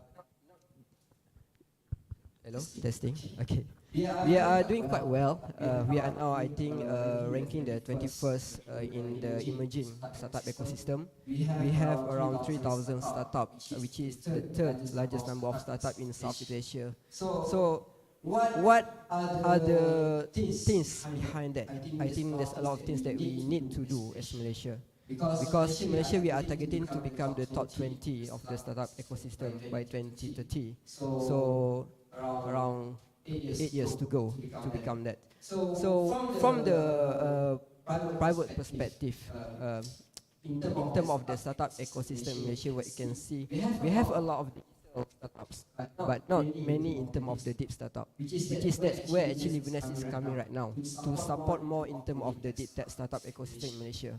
And if you go deeper, a lot of these deep tech startups actually coming from the research that been done in the universities especially. Okay, and inside the university, what happened is that a lot of research that been conducted is not able to be commercialized, right, or maybe taken by the industrial. So this is the issue that we try to overcome as well from the private perspective. And of course, in terms of investment to the startup ecosystem, we are very have a government who actually contribute a lot to supporting this ecosystem. We have more than 60 agencies that involve directly or indirectly in the ecosystem, but not many from the private. Why? Because in terms of the industrial, we have around 90% plus of our industry actually coming from the SMEs, which is most of them from the service sectors. And these SMEs, they are not focusing on the technology itself. They are producing the product and so on, but not really integrate the technology into the process. And they are not really, they don't have the ideas of what happening in terms of the technology development, research development in the university. So there's a big gap of what industrial know and what actually been done in the university. So we need to bridge this first, I think, in terms of Malaysia. Because if the industry don't want to implement this technology, how come we can commercialize this research and also technology that been developed by the university? And from the point of view of researchers, they just want to create a lot of research, because researchers usually have the IPIs as well in terms of university. They want to release their reps and so on. But they don't have the intention to become technopreneurs, for example. So without the industry taking the research outside, and without the researchers that don't want to become entrepreneurs, how we can move this forward? So this also the things that we try to think about, how we can create more technopreneur mindset among our graduates especially, right? So in Malaysia we have around 25,000 students that graduate from university each year. It's a huge number. But most of them actually goes into the big company, working as employee, get a stable income, and continue their life. We don't have the push factors for these graduates, for them to create a startup. They don't see the major issues in the society. They don't see the major issues in the industrial. and they don't have this kind of driving factor for them to become a technopreneur. And they also don't see the right icon for them to maybe go through their pathway, especially in Malaysia, right? And I think that's the thing that we want to look into the bigger perspective of the technology and also not only after they start up a company, but before that, each of the journey, before they become entrepreneurs and also startup and so on. Yeah. So maybe that's a bit introduction. All right. Yeah, very interesting. I mean, we have very similar situation. Like research from universities are basically they are either go straight to the corporates or they are not being commercialized at all. Very similar. So actually, BRIN, which is the organizer of this event, actually they have a lot of initiatives since 2017 to connect universities, which is the academy, whether the students or the professors, with the industry players like the private companies. That's already working. Previously, universities' research cannot be deployed or work with private companies previously, but with our they changed the rules and stuff like that. Yeah, very interesting. All right, thank you. So next, what about from India? What can you share a little bit about the current state of technology and the startup ecosystem? Thank you. And it's very insightful listening about Thailand and Malaysia and Indonesia. A lot has been said about India for the last 2 days, and there are different people who have talked about that we have 107 unicorns right now. We have 70,000 plus active startups. So ecosystem is huge. What I want to do is actually double click that and break it down into the area, which is my focus, which is the deep tech ecosystem. Now, out of the 107 unicorns in India, there are 2 unicorns only, which are deep tech focused. Deep tech, I was listening to both in Thailand and Malaysia when they were talking. It is actually a very difficult and complicated ecosystem to build. Globally, US has been able to transition from a soft tech to the deep tech ecosystem very smoothly, relatively. Europe is trying to make the transition. Asia is definitely behind the curve as a whole. However, India in the last 5 years has gained a strong traction in the deep tech ecosystem. There are certain factors we have caught up, and there are certain factors we are catching up now. So I'll break it down into different factors. What's the number of startups that we have in the deep tech ecosystem? By 2019, there were only 750 startups in India out of 60,000 startups back then that were qualified as deep tech. Right now, as of today, there are 3,000 startups. So there's a 4x growth that has happened in the last 3 to 4 years in the deep tech ecosystem. In terms of the amount of money available for the deep tech ecosystem, there were about $200 million deployed in the deep tech ecosystem about 3 years back. At this point, there is $1.6 billion that has been deployed in the deep tech ecosystem right now. And right now, there is a sufficient dry powder in the Indian economy for the next 3 to 4 years to deploy another $5 billion into the deep tech ecosystem. So the amount of capital infusion that is available, not deployed, the available capital right now in the deep tech ecosystem has massively shot up. And a lot of this capital, not everything is coming from India. A lot of this capital is also coming from other parts of the world. So it's a great proof of value that India has created, that the deep tech ecosystem can create unicorns, even though there are only 2 right now, but there are a lot coming up. It is also showing that we do have the right set of talent, which can build a deep tech ecosystem in the future.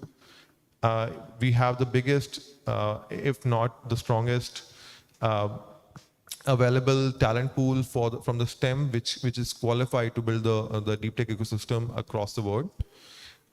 In India alone right now, there were about 10 corporate arms which were involved in the deep tech about 3 years back. That has scaled up to 260 right now. In addition to that, there are another 500 companies right now which are contemplating entering the deep tech startup ecosystem in some shape or form. So from the corporate standpoint, from the availability of talent standpoint, from the availability of funding standpoint, all the factors that are required to make the deep tech ecosystem a strong, robust ecosystem in the long term are either available or we are almost getting there. Which again brings me to the conviction. I'm a venture capital firm, so we work on conviction. All of these factors gives us the conviction that deep tech in India is going to be the next big thing. And from that perspective, even though we do look at ASEAN countries, I personally do look at the European market and the US market as well, but the conviction is that deep tech in India has the capability to change the world, and it will make a significant dent in the global startup ecosystem.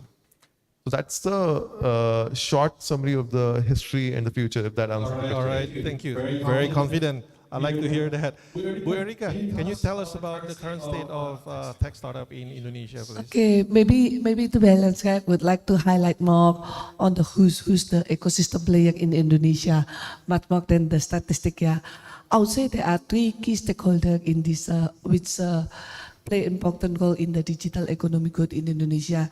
Number one, let me point out from the investor first, right? And then second on the startup player, and the third, the ecosystem builder. From the investment, it has been growing a lot since 5 years ago, because if I can summarize from the investor point of view, it can be categorized into the independent VC like us, institutional VC, that we are not linked to any family office, not linked to any state-owned company. So there are a couple of independent VC that has been raised fund across multiple funds since over the past 5 years. And then there is a corporate VC and number growing corporate VC. Both from the government corporate VC, like most of the state-owned bank, they have the state-owned bank corporate VC, and then there's a telco corporate VC, and then there is a family office that they are also creating their own VC, and then with the establishment of the sovereign wealth fund from the government, INA is also one of the key important milestone for the investment in tech digital in Indonesia. And not only that, the global VC is also coming in, not only just recently, but has been over the past 5 years. Regional VC and also global VC also start investing a lot more, not only in the early stage, but also in the later stage. So with all of this, it's really providing a very strong and robust investment support to the growth of Indonesian startup.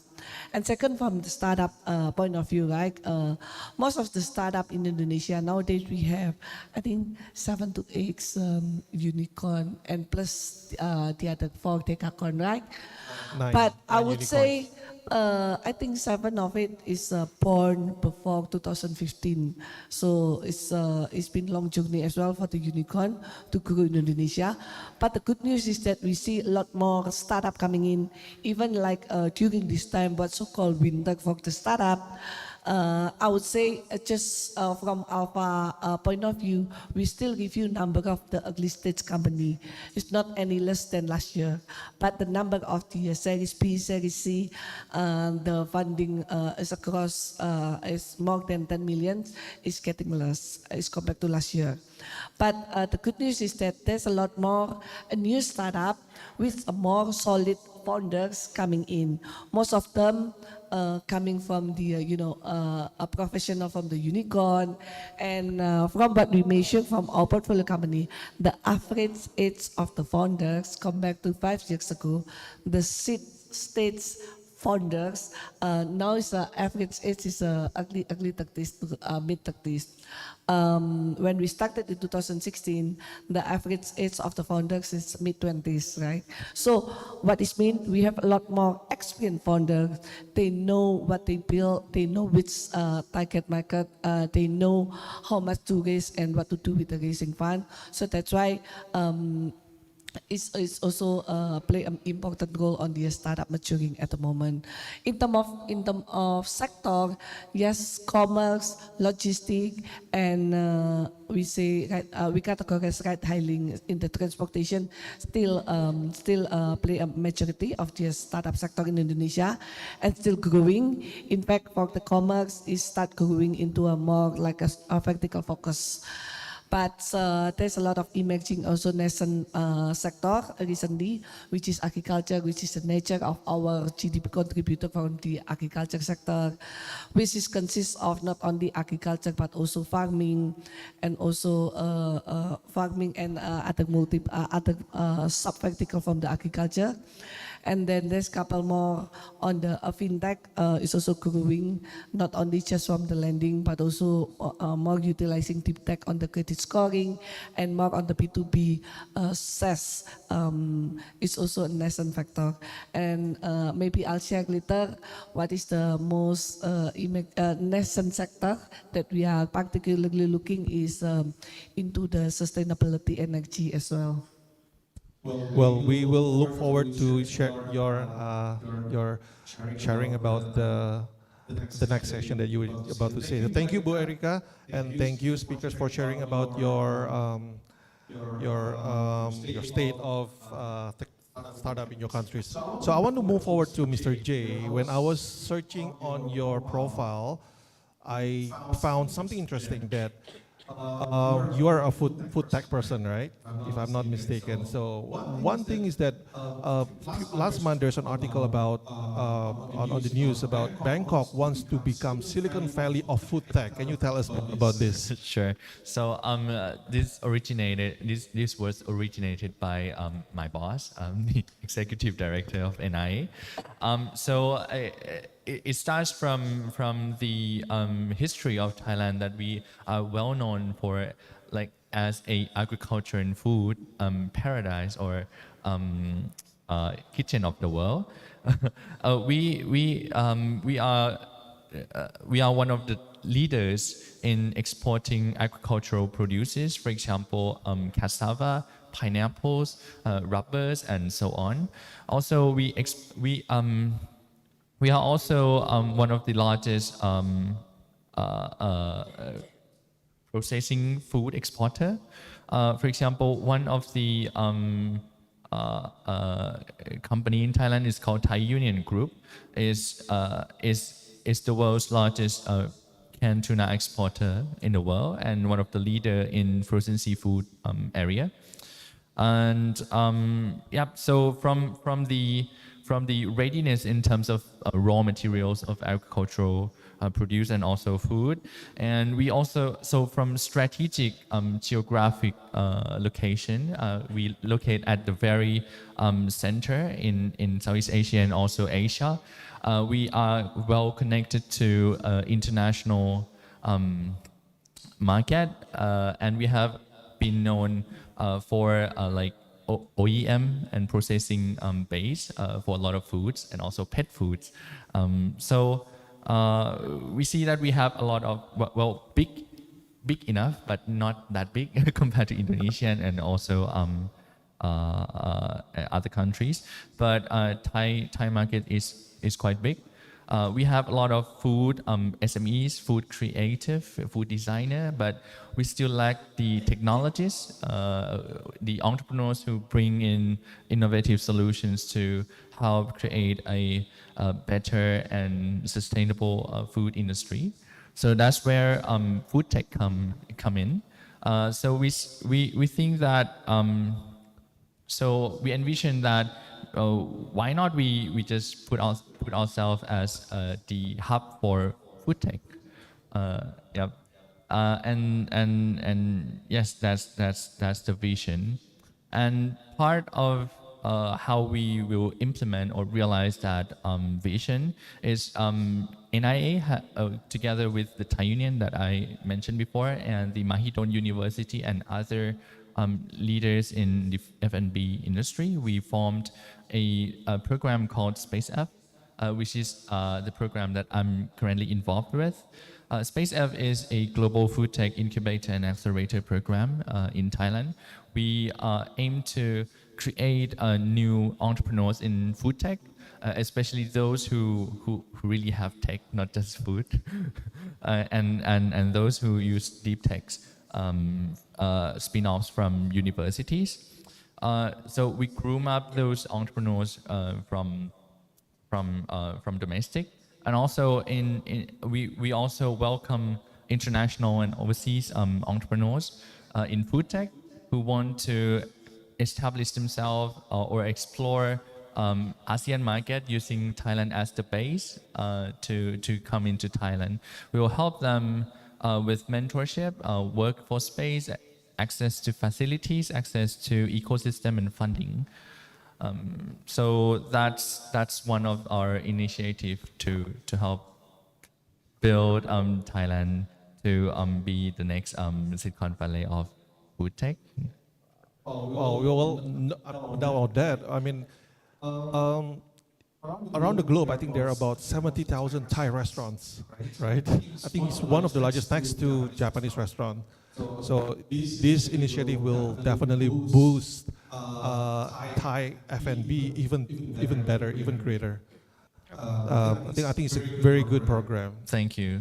All right, Jay Hakim. So you are from Leave a Nest, and from I saw from your deck is that you have a lot of partners, clients across ASEAN. So okay, from your experience at Leave a Nest, please can you share to us how can a startup and corporate partnership can be mutually beneficial to each other? All right. Thank you very much. So to answer this question, I think we will try to go one by one, from industrial, what they are looking for, and from startup, what actually they are looking for. So when a company become very big, they already have their what call the core business that they have. And even though they have their own R&D department, for example, it's very difficult for them to come up with new innovation, right? Because usually this industry we use this PDCA cycles, plan, do, check, and action, which is to improve their existing product to become better. So we have the version 1, version 2, version 3, and so forth, right? So this is the difficulty that faced by some of the big partners that we have, to come up with new innovation and to create new values outside of what they're already doing right now. So by working with startups in other parts, which is on the startups or the researchers part, they are new. They have actually the passion to solve the issue, whether it's existing or maybe the upcoming issues that will emerge in the industry or the society. So this is the things that the corporates or the big company can leverage on when they are working with startups or researchers. For them, not only to identify new technology, but also to identify and understand what are the deep issues that existing in each country, for example. Because in surface, it's similar on the issue. But if you go deeper, we have different kind of issues that maybe is local issues related to the culture, related to the demography, and so on. This is something that big corporates cannot go into that deep. But they can do that by working with the startups and also researchers from university, for example. And not only that, by understanding the issues that are happening in the industry or the society, these big corporates can also give the innovation that they already created in their company. Some of the IP that are owned by the big company, they are not really utilize it. They really spend a lot of millions of dollars to create this IP, but they are not really using it. So how this IP can be fully utilized? It can be utilized if the startups or researchers are able to come up with new ideas on how this technology can be implemented to solve the issues in the society.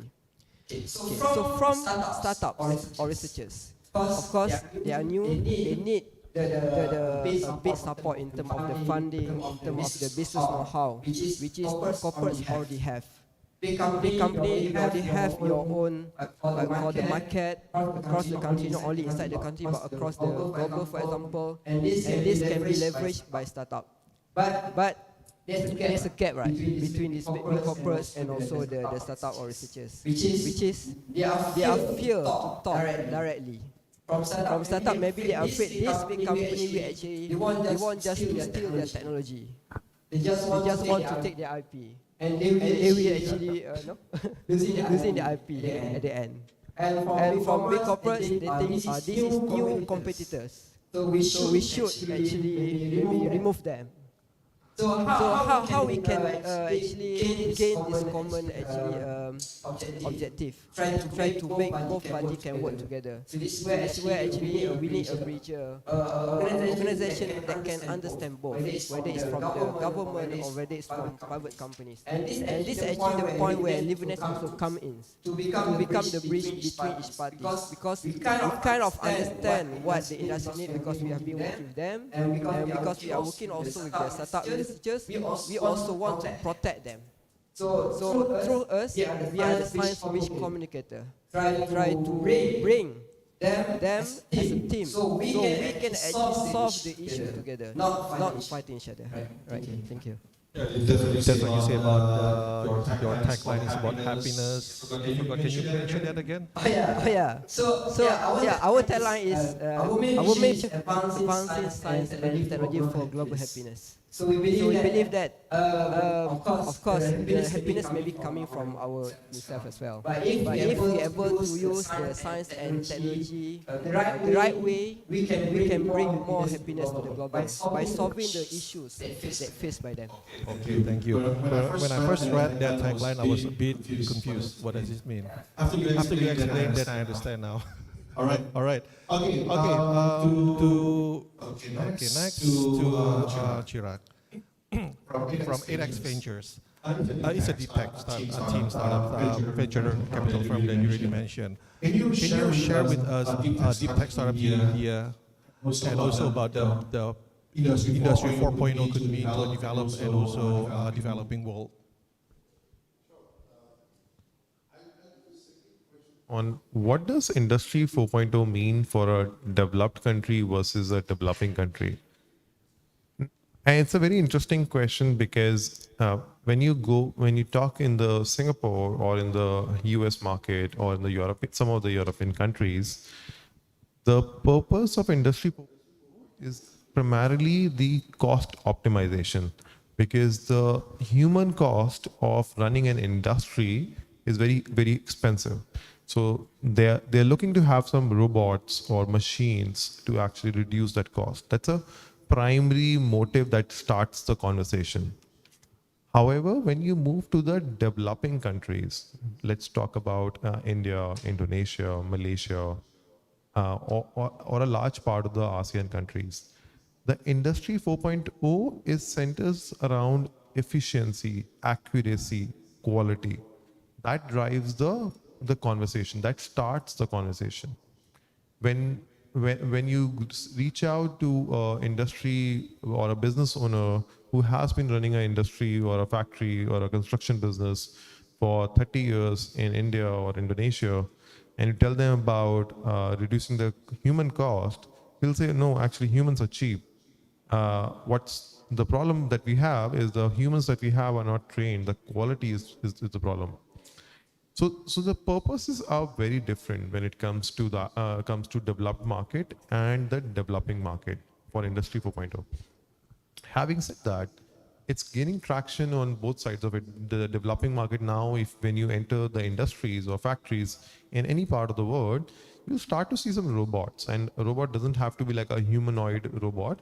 It can be a simple machine which is making your life simple in moving the things, or different forms of robot. You will see a lot of AI algorithms in place, or a lot of CCTV cameras which are helping you detect what are the flaws in the production that you have done. And there are many technologies that are now pervasive across the industrial area. Now, that has led to four things that will lead to four things which is starting to show some signs. First is the quality of products will improve, because now you have a computer or a machine which is looking for consistency, quality, and accuracy of that. Second is, which is a little bit more threatening, is the trade might become regionalized, because if the manufacturing or a lot of the industries can be delivered with the same cost and same accuracy in different parts of the world using robots, then the cost of setting up a factory, let's say in Thailand, may not be significantly different from cost of setting up a factory, let's say in Texas. The advantage that China or Asia has enjoyed over a period of time might be threatened in certain areas. So there is something to be looked out for. And then there is a third trend, which is a follow-on from this. When you go into the Industry 4.0 and the more pervasive it gets, the transportation or the supply chain management will be impacted, because once you start regionalizing the manufacturing of the products, goods, and services, then the requirement for international trade or the international trade routes will start going down. So that creates a little bit of risk, but that also creates a great opportunity. That means that we don't need to necessarily rely on some other country to manufacture and ship the products to us. The capability of different countries to be self-reliant is shooting up. Industry 4.0 also includes coming up synthetically some products that could only be manufactured in certain parts of the world earlier. And because Industry 4.0 enables synthetically manufacturing close to good quality products locally, we may not need to necessarily go to other parts of the world, or even in some cases, we may not need to kill animals for meat. In some cases, we don't need to dig mountains for lithium ion.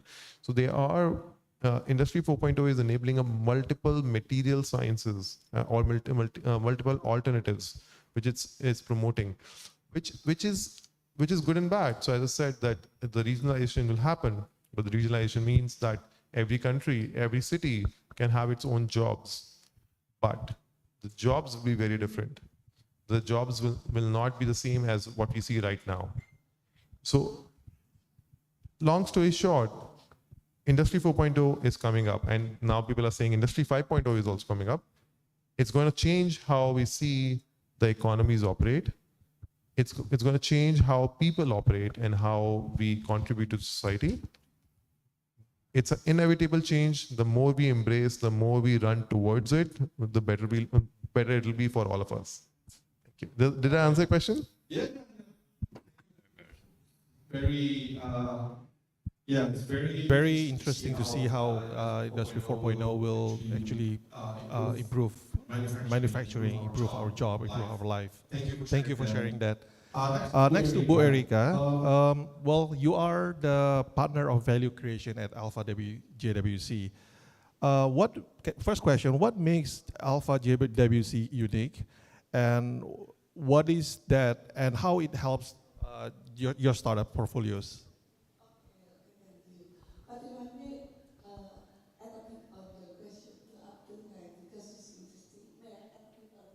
Sure, yeah. Common in Indonesia, right? There is one article, let's say, fintech and the bank, right? How is the relationship looks like? 5 years ago, the answer is complicated, right? Now, we are all frenemies, right? Because, and why in Indonesia, why corporation cannot innovate as fast as startup? The answer is because the culture is not designed like that way, right? Imagine if you are in the corporation that for so many years, the board of directors delivering the bottom line, the EBITDA, right? And then suddenly there is an innovation, which the CFO of the company will be the one who kill the innovation because it costs my bottom line, right? So that is why. In fact, like a corporation in Indonesia now having a lot more deeper partnership with startup, because eventually we are working together to give a more solution to the customer. So back to my story at Alpha JWC. Since we started, right, we position ourselves. What could differentiate us with the global VC, right? The money is the same, right? The currency is same. But what comes with the money is the support that we give to founders. And since the beginning, we see what is the pain point of the early stage founder. Mainly, their pain point after they receive the funding is number one, scaling their capability, right? Scaling is not easy because scaling meaning scaling their capability and also their capacity. And not all the founders know how to hire, how much to offer talent. Not to mention that the talent work with the big tech, right? I cannot afford. And then second, how much to compensate, right? Because our runway is limited, right? And startup founders need to fundraising again. So how to structure a compensation for the startup employees. And the third, most of the common pain point is go-to-market for the early stage, right? When I would like to explore go-to-market with a different exploration, it costs us as well, right? And even if after we go to market and we are able to grow, then the competition will come, right? And then the next is how to win the market. So we in Value Creation Alpha, last year we just rebrand Value Creation to be the Alpha X. With the spirit of what we do is deliberate to have portfolio company to grow to multiple of X, right? So how we do that, we really focus on networks. We are bringing the network to be impactful for our portfolio company. Number one is talent network, because talent is the only one that you can make a change in the startup company. No matter how much advice that you give, you should go to this market, you should penetrate to this, but not until that you hire someone who can take this ownership and also grow the sales organization, for example, that will make a change, right? So advice and strategic is overrated, right? Or for the startup founder, right? You know that. And then second, for the early stage company, sometimes they may not be able to afford headhunter or working with the brand agency, working with the media. They're too small for all of these established enterprise.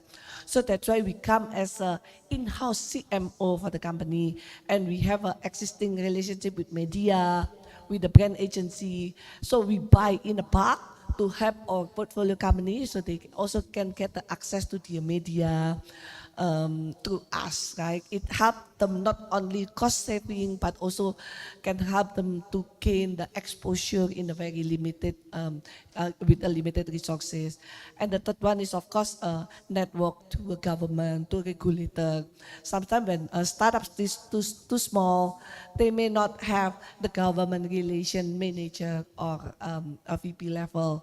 So this is where we also have our portfolio company to have a multiple courtesy meeting with the government institution, with the relevant ministry, with the relevant regulator. What is the purpose? The purpose is not only just to play a more influential role in the policy, but also to work together with the government as well on the regulatory aspect, because we also understand a lot of regulatory aspect. The government also would like to work together with the ecosystem player, tell us what need to be regulated, right? And in terms of licensing as well, we need to work closely with the government, which area that's still in the sandbox, and so let's work together.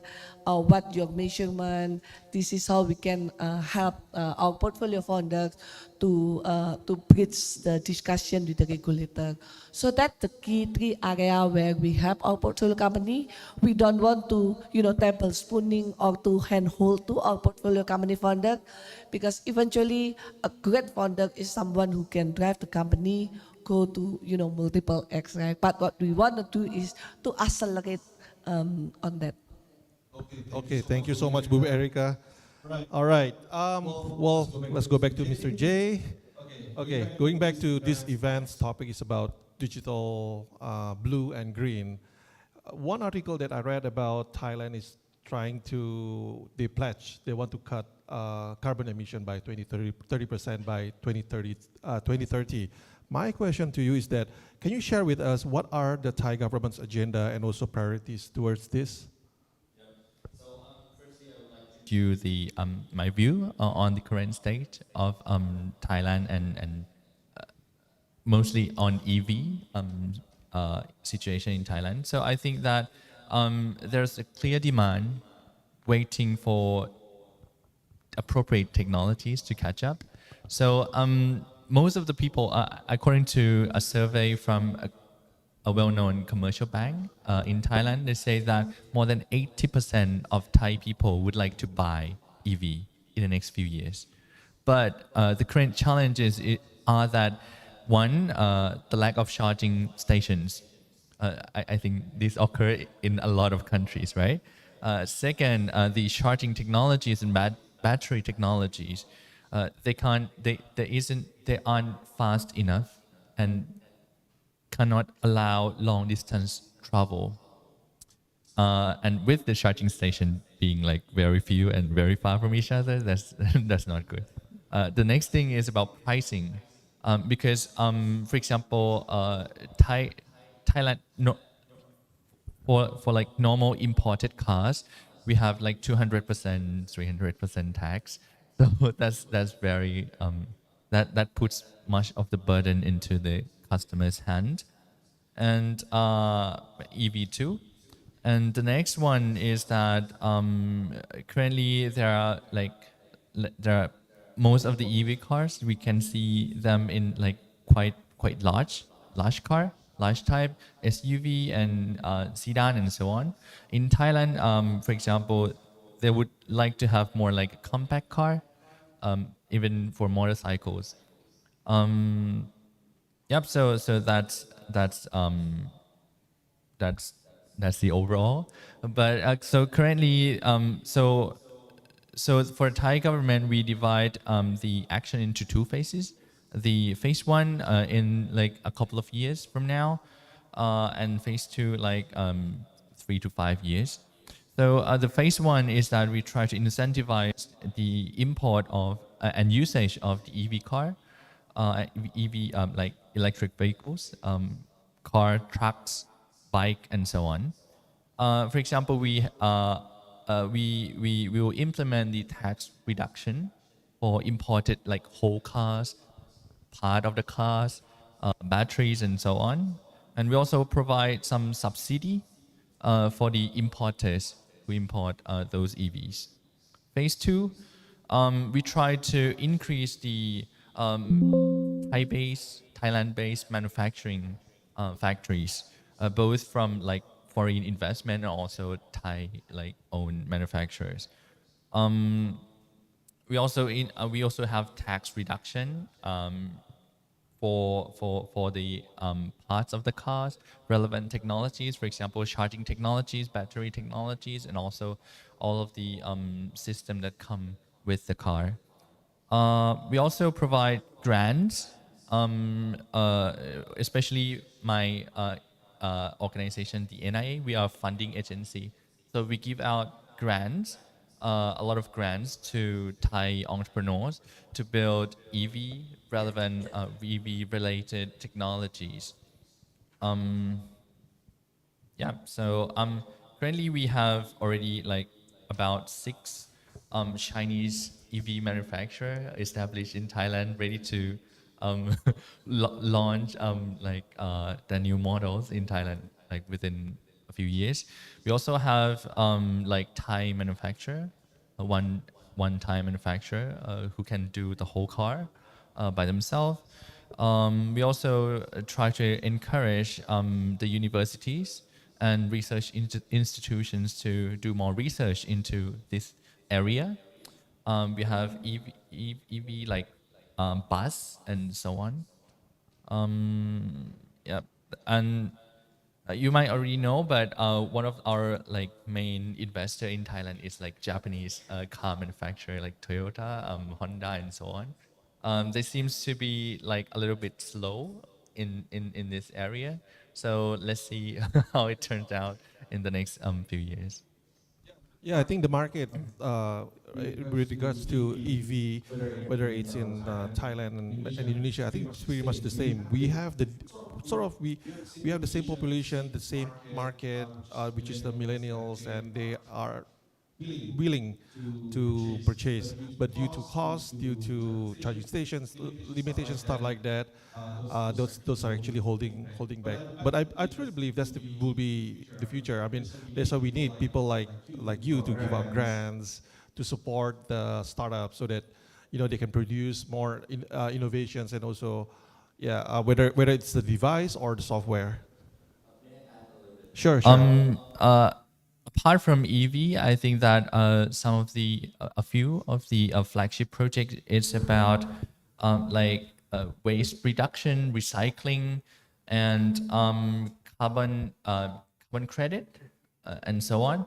I haven't seen much of the projects in those areas compared to the EV, but that's maybe the emerging priorities in the government too. Agree with that. Moving on to Sheikh Hakim, I have two questions for you. The first one is that Malaysia has a strong government support for startup ecosystem. The question is that how Livanes as a private Japanese-based organization play in the roles in the ecosystem? Okay. Like I said in the beginning, that we are very lucky to have government who can support different phase of this technology and also startup development. And how Livanes actually can come in is we become the supporting of this initiative, because we are talking directly to the people, the researchers, the startups. So we understand also their difficulties directly. So we can provide different kind of supporting program. Especially we also connecting all these Malaysian startup with our Japanese partners, for example, right? Because one of the issues that being addressed actually in the startup plan, which is called to bring our startup to go outside, because Malaysia is relatively low, because we have only 32 million people inside the country. So we need to bring our technology, the innovation to go outside. So we hope Malaysia can be the hub where, of course, Singapore is the leading one, who can bring, we can nurture all the startup in Malaysia with all the support that we have here, and then bring to outside. And because Livanes have the networks in all these 6 ASEAN countries, and also in Japan, so this is where our strength in terms of the vast network of corporates, government agencies, and also the academic institution across the country can contribute of bringing our own Malaysian innovation to outside, to global stage. Yeah. Okay, so you talked before that Malaysia have been very actively in the deep tech, right, since 2014. What are the challenges that you face or you saw in the past few years? All right. Of course, some of the challenges that we see is that talking about the deep tech especially, in Malaysia we have the difficulty to find, of course, the matured startup in that area, because we have a lot of our participants in our program, for example, coming from universities, and a lot of them actually have the low TRL, Tier 3, 4, and 4, and so on. And they need support for them to go to the next stage. And of course, there are some support from the government, but we need more corporate partners who can bring all this innovation from university to the outside, right? And that's right now we are trying very hard to get more local partners to support the ecosystem, because we have a lot of Japanese MNCs that are interested to work with local researchers and also startup, but why local is not actually collaborating with them. So this is the mindset that we try to change among the industrial, among the corporates, so they are willing to explore, the potential of collaboration with these startup and also researchers. Yeah. Okay. There will be Livanes' job to basically be the middle person to connect them, right? Yeah, we hope so. All right, awesome. Okay, moving on to Mr. Chirac. We'll continue about deep tech again. Can you tell us the government support and also involvement in supporting deep tech ecosystem in India?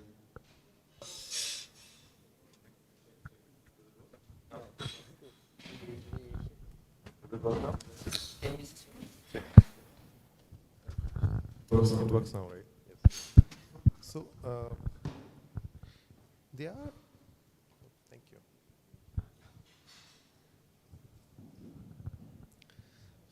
There are three areas of support from the government.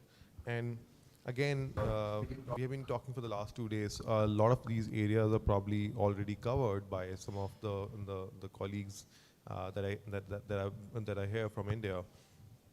So 3 buckets. First is the finance, second is the policy, third is the infrastructure. Those are 3 buckets where government has been doing a massive amount of work for almost a decade. In the finance area, there are fund of funds like SIDB, which is one of the person from SIDB is also sitting here. There are tax benefits. There are also direct investments into the startups. And all of these things are helping move the finance flywheel from the government side. Then there are policy standpoint of it. On what can we differentiate the policy for the startups? Can we differentiate the corporate governance policies for the startups versus the SMEs versus the larger corporations? Can we have frameworks around how startups will operate? So that is the second bucket. Third is the infrastructure bucket. Infrastructure bucket, for that, the government has established a lot of accelerators, incubators. Government has provided access to a lot of research labs. But if you think of these 3 buckets, finance, policy, infrastructure together, what is interesting to me personally is that the government has been able to link them and move them at the right time. Because I feel in some of the countries, there are disconnected efforts in these 3 areas, and that actually leads to a bigger problem. However, my personal view is for the India, they have been able to move these 3 elements from the government side simultaneously, making it happen, and they have been able to connect people from finance to the policy, policy to infrastructure, and infrastructure back to finance, which is making sure that the overall support from the government is so strong and powerful that when startups reach out to the government, and in fact I was talking to a startup yesterday, when startups reach out to the government, they get surprised, oh, actually, I am already qualified for a grant. Oh, so I'm already qualified for this accelerator. Oh, and I'm also qualified for this tax benefit.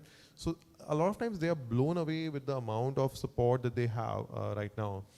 Something I did not mention in finance, there are like right now 500 grants, 500 types of grants that are available in India for the startups. And if for my particular area, my passionate area, which is deep tech area, there are about 300 grants are dedicated to deep tech startups right now. So these 3 factors, mobilizing them together, is just an incredible job done by the Indian government. So this is really making it happen. All right, thank you for sharing. Very insightful again. Okay, next, Bu Erika.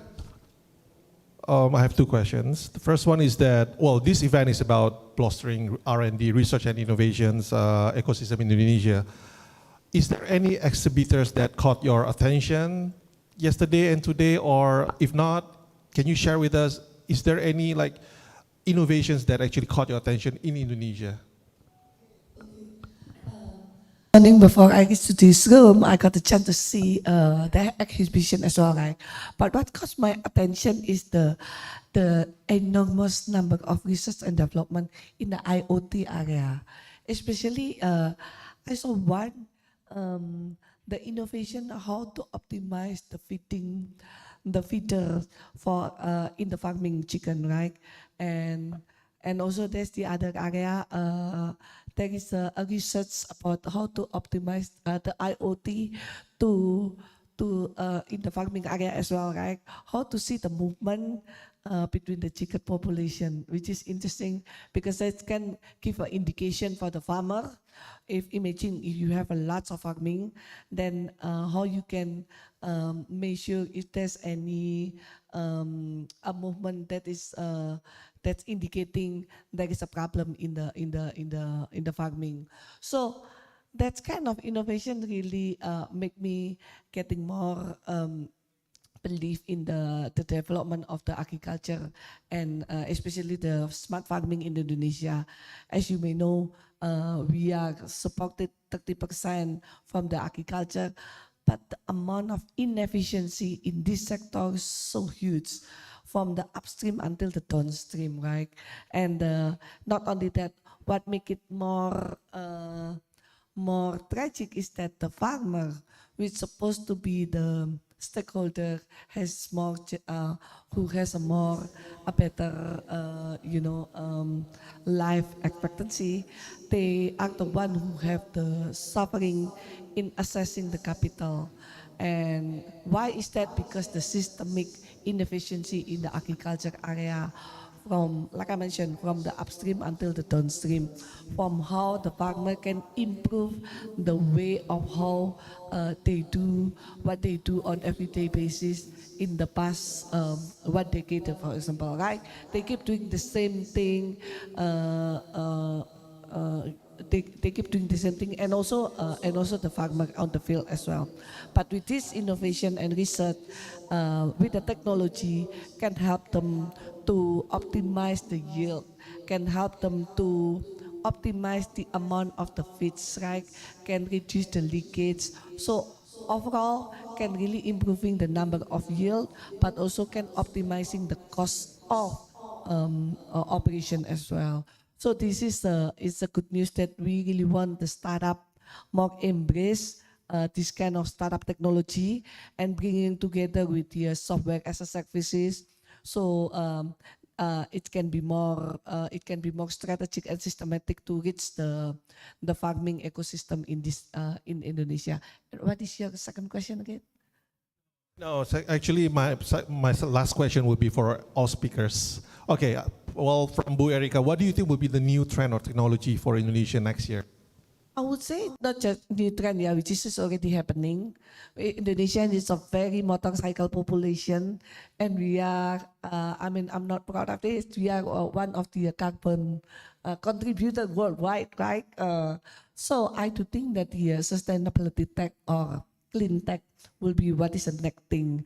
I think most obvious one is the electric vehicle, which is electric motorcycle is more obvious as well, because we are one of the largest motorcycle population as well in the world, and electric motorcycle will be the next big thing as well in Indonesia, followed by electric vehicle, and then after that, I think the next movement for the electric vehicle, the autonomous vehicle. Maybe not not on the road.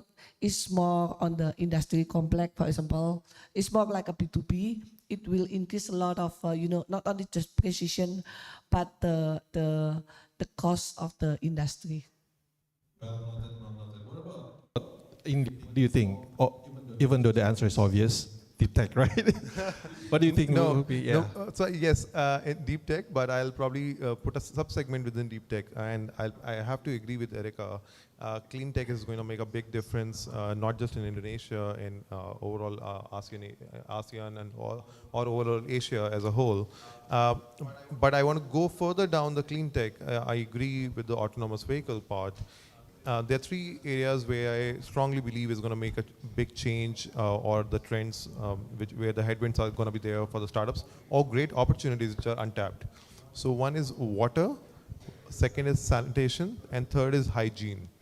These are three areas which are not as often in the news as it should be, but the amount of impact you can make and the amount of money you can make in those areas is just unparalleled. And the reason I picked those instead of autonomous vehicle, because the autonomous vehicles, EV has got too much headlines in the last 2 years, and too many people, too many startups talking about it, which makes it very difficult to startup to enter and win. However, even though everyone is talking about climate tech, which is a very, very broad, or sustainability, which is a very broad umbrella, or clean tech, which is again a broad umbrella, there are very, very few headlines or startups which are right now talking actively about water, sanitation, and hygiene, which is practically the biggest problems on the earth right now. I agree with you on that. I mean, we have the same problem too. This is one of the problem that we need to tackle as well in Indonesia. What about you, Cik Hakim? What do you think will be the next trend or in Malaysia next year? I think Malaysia government actually lists down the 10 set of technologies and also 10 set of socio-economic sectors, which call 10-10 STIE roadmap, which is to integrate different kind of technology to solve different kind of set issues in the society. So I'm looking into this kind of integration of technologies, maybe robotics, IoTs, plus the renewable energy to solve the issue in the agriculture. Because right now Malaysia, we depends a lot in terms of the foreign labor and so on. So we want to make it more effective in terms of all the operations. So which is, I think this is very big emphasis right now to move forward. Yeah. It's about renewables. It's also integrating the technologies. What about Jay? And I think that a few sectors that are going to continue to grow is fintech and blockchain.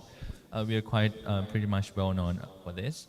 And e-commerce and social commerce, as the digital citizen and lifestyle people is going towards more like a social and digital platform. Some more, maybe a little bit more emerging ones. I think food tech, especially alternative protein sector. Now we see a lot of like young companies doing like proteins from plant, from insect, from fermentation and so on. Also, as we already mentioned about like clean tech, water tech, I think that might be the new area that might emerge in Thailand. EV and relevant technologies also. And the last one I think might just return or revive is travel and MICE. Okay, yeah, totally agree with that. Yeah. May I add? Yeah, sure. Want to know more about like startup ecosystem and tech trends in Thailand? You all are welcome to we are going to host one of the biggest annual event in the country. It's called Site 2023. It's going to be in June, in the end of June, and we're going to showcase all of the promising technologies and startups in Thailand. And we also invite partners from overseas to exhibit there and speak there. So you're all welcome. It's all free. Please feel free to contact and visit. Thank you for the information. Well, actually, that's conclude our talk show for today. We have about 15 minutes for the audience to ask for any questions to the speakers. Or if the speakers have any question to each other, feel free.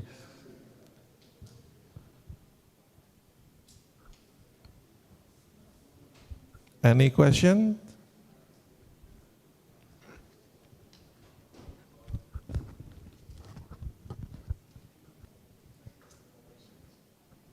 Yeah, sure. Yeah.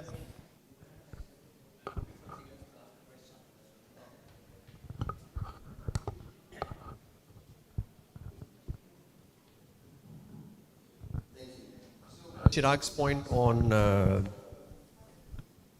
Industry 4, where you spoke about a little bit of a creation of regional sort of manufacturing and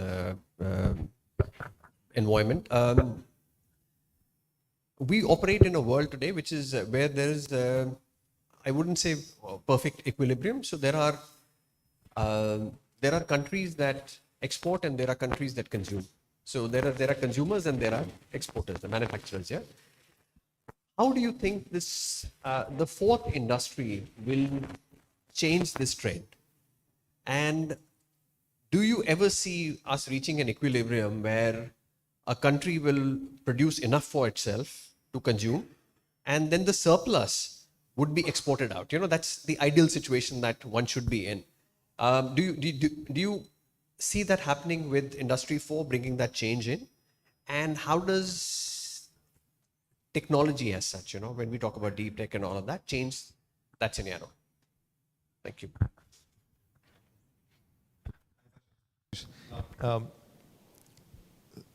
If I may simplify the question is, will there be countries which will have a sufficient surplus to export and then make money out of that.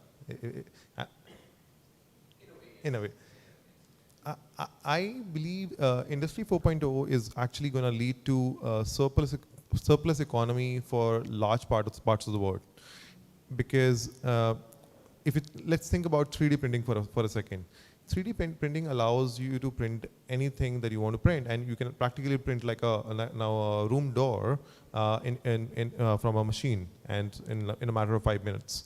And their technology is available.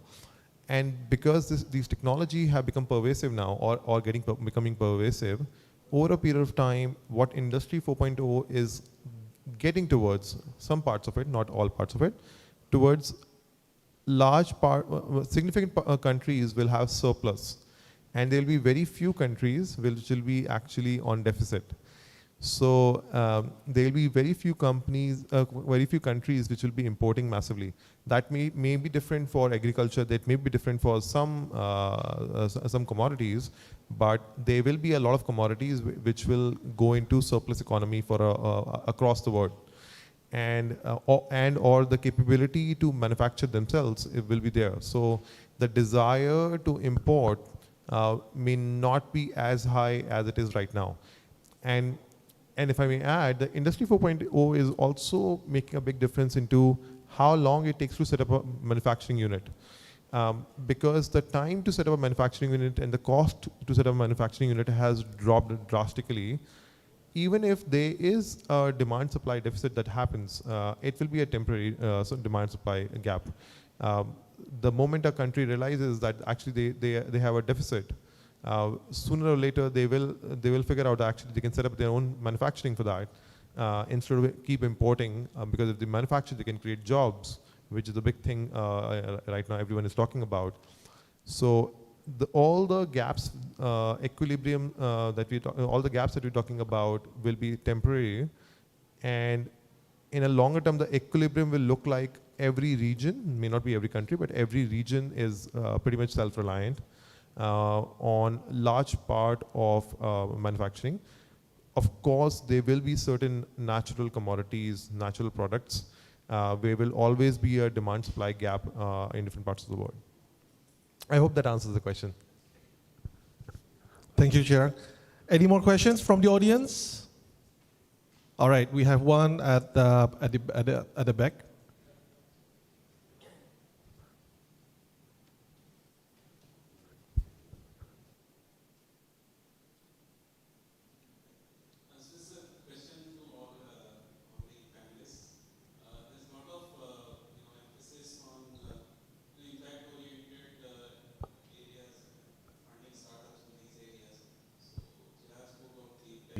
There's also a lot of talk about WASH and other, climate tech and all that. So, so when a lot of startups, they rely on funding from VCs, and VCs have they have a definite timeline expectation in which that startup has to scale up. And these kind of startups, or maybe the hardware startups, they need more time to, they have a longer gestation, need more time to scale up. So what do you think should be the funding strategy for this kind of startup? I mean, should they go, sometimes it's too early for them to go to a VC, or VC, they'll realize that they can't scale up, or they'll dilute the promoter, founder. So these kind of challenges come up. So what's the right way to fund these startups, especially in the early stages? Is it possible? All right. Just to share about our experience, right? In our group, we have three different kind of venture capitals or funding. We have the Luminous Capital and Glockling, which is focused on the pre-seed, right? To fund early stage startup, which is they might don't have the business yet even, yeah. And we have another stage of real tech holding that invests into 1 million and above for pre-series A and above and so on. So, and what we do actually, we are not like other venture capital, I can say, because we are not looking for the earliest exit. We are looking into creating a team together with this startup to solve the issue. So when they are the early stage startup, we actually connect them with the partners, try to identify the issue together, and we work together. Maybe applying a grant for government together, integrate different kind of technology into the startup so they can become bigger and we can solve the issue. And one of the examples actually we invest into currently is the #1 drone services company in the world, which is Aerodyne from Malaysia. So we invest them back in 2020 when they are #7. During that time, they are not really into the agriculture yet, for example. And we put a seed investment into them during that time. It's not really big money, but we work together with them by introducing different kind of technology, either from Japan and others. And from there, they grow forward. And from the investment, they're able to get another 10x from that investment. But we didn't take our ROI during that time directly. We continue to work with them, bring different kind of venture capitals, the holding, for example, invest them in the later stage. And right now, we haven't get the return from Aerodyne, but we able to get different kind of return from the project that we do together. You know? So this is something maybe the venture capitalists can think of as well. It's not always about the direct return from the company that you invest in, but how you're able to work together with that team, you know, creating some projects, solving the issues, and you might get better return just then, you know, getting the direct return from your shares in the company and so on. That's from our experience. Yeah. Add, and I'm going to partially disagree with what you said. And the question is very intriguing because changing the venture capital behavior is very difficult. Because like even for us, practically we run a venture capital firm, but I am answerable to the investors on why I invested in something that's going to take forever, probably like 20 years to generate returns. So, and I cannot give an idealist answer typically to the investors, and especially if my investors are high net worth individuals. So that's venture capital firms are also like a middleman trying to play between rich individuals and corporates and the startups. However, I'll give a longer answer on my thought to a question. Because one part of your question was, when should the startups, especially in the impact investing or a deep tech or a deep science area, when should they reach out to the VC firm? Before I answer that, I'm going to break down the stage for a deep tech, deep science, or a impact investing. So there's a proof of principle, there's a proof of concept, and there's a proof of value. I'm not using the word pre-seed seed for a purpose because it's very arbitrary terms actually. Pre-seed, seed, or Series A. These are very arbitrary terms. But when I say proof of principle, proof of concept, proof of value, it's very clear. Proof of principle is this technology will work and this can make an impact. Proof of concept is we have developed the prototype, the product is working, and it is making the impact. Proof of value is it is generating value to someone, it is creating value, and we are able to capture the value. VCs will more often than not come in at when the proof of value is either established or we are close to getting that established. So that's the proof of value stage. And startups in the impact investing, deep tech, deep science should aspire to talk to the VCs generally when they're closer or they have a visibility on when they're going to reach the proof of value stage. Proof of value does not necessarily mean that you have sold 1,000 units or 1 million units. It might mean you have only sold to one company, let's say Siemens, and you were able to prove that you can actually create value and you can capture value over there. Now, but that stage comes for a certain startups can take up to 5 years or longer actually. So what do you do before that? What do you do before that? Actually, there are multiple sources. Of course, Indian government is giving a lot of grants, which is amazing. You should tap on that. You should tap on the ecosystem players, which are the institutions, academic bodies. If possible, park yourself inside an academic institution, because when you're inside the academic institutions, the likelihood of you being able to tap on the free resources is a lot higher than coming out and spending a lot of money.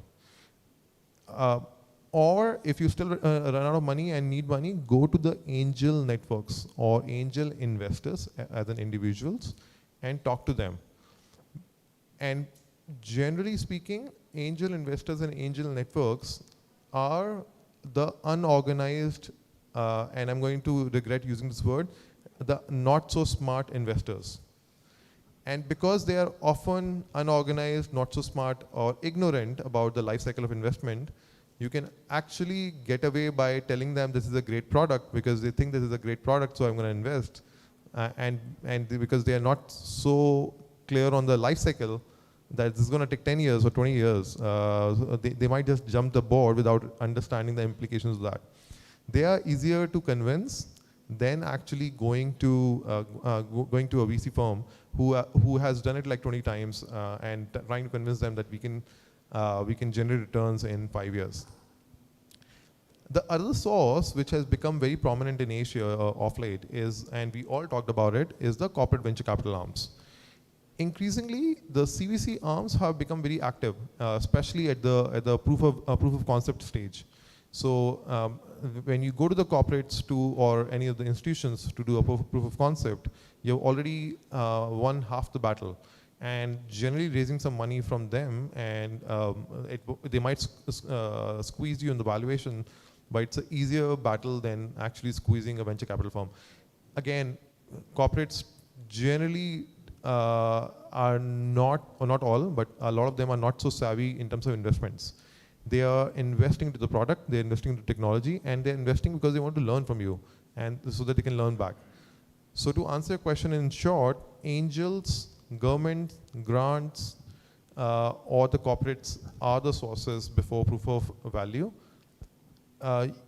Talking to VCs before proof of value or a clear visibility of proof of value, it's very unlikely the startups is going to generate some money, and it's going to be a lot of time and effort wasted. I hope that answers the question. Thank you so much. Nothing from me. Bu Erika, anything to add? Is there any more question from the audience? If there's nothing more, then I think we will end the session too. I think it's time for lunch now. Thank you so much, everybody, for coming here. And thank you for all the speakers. Thank you very much, everyone. Thank you. Thank you. Thank you.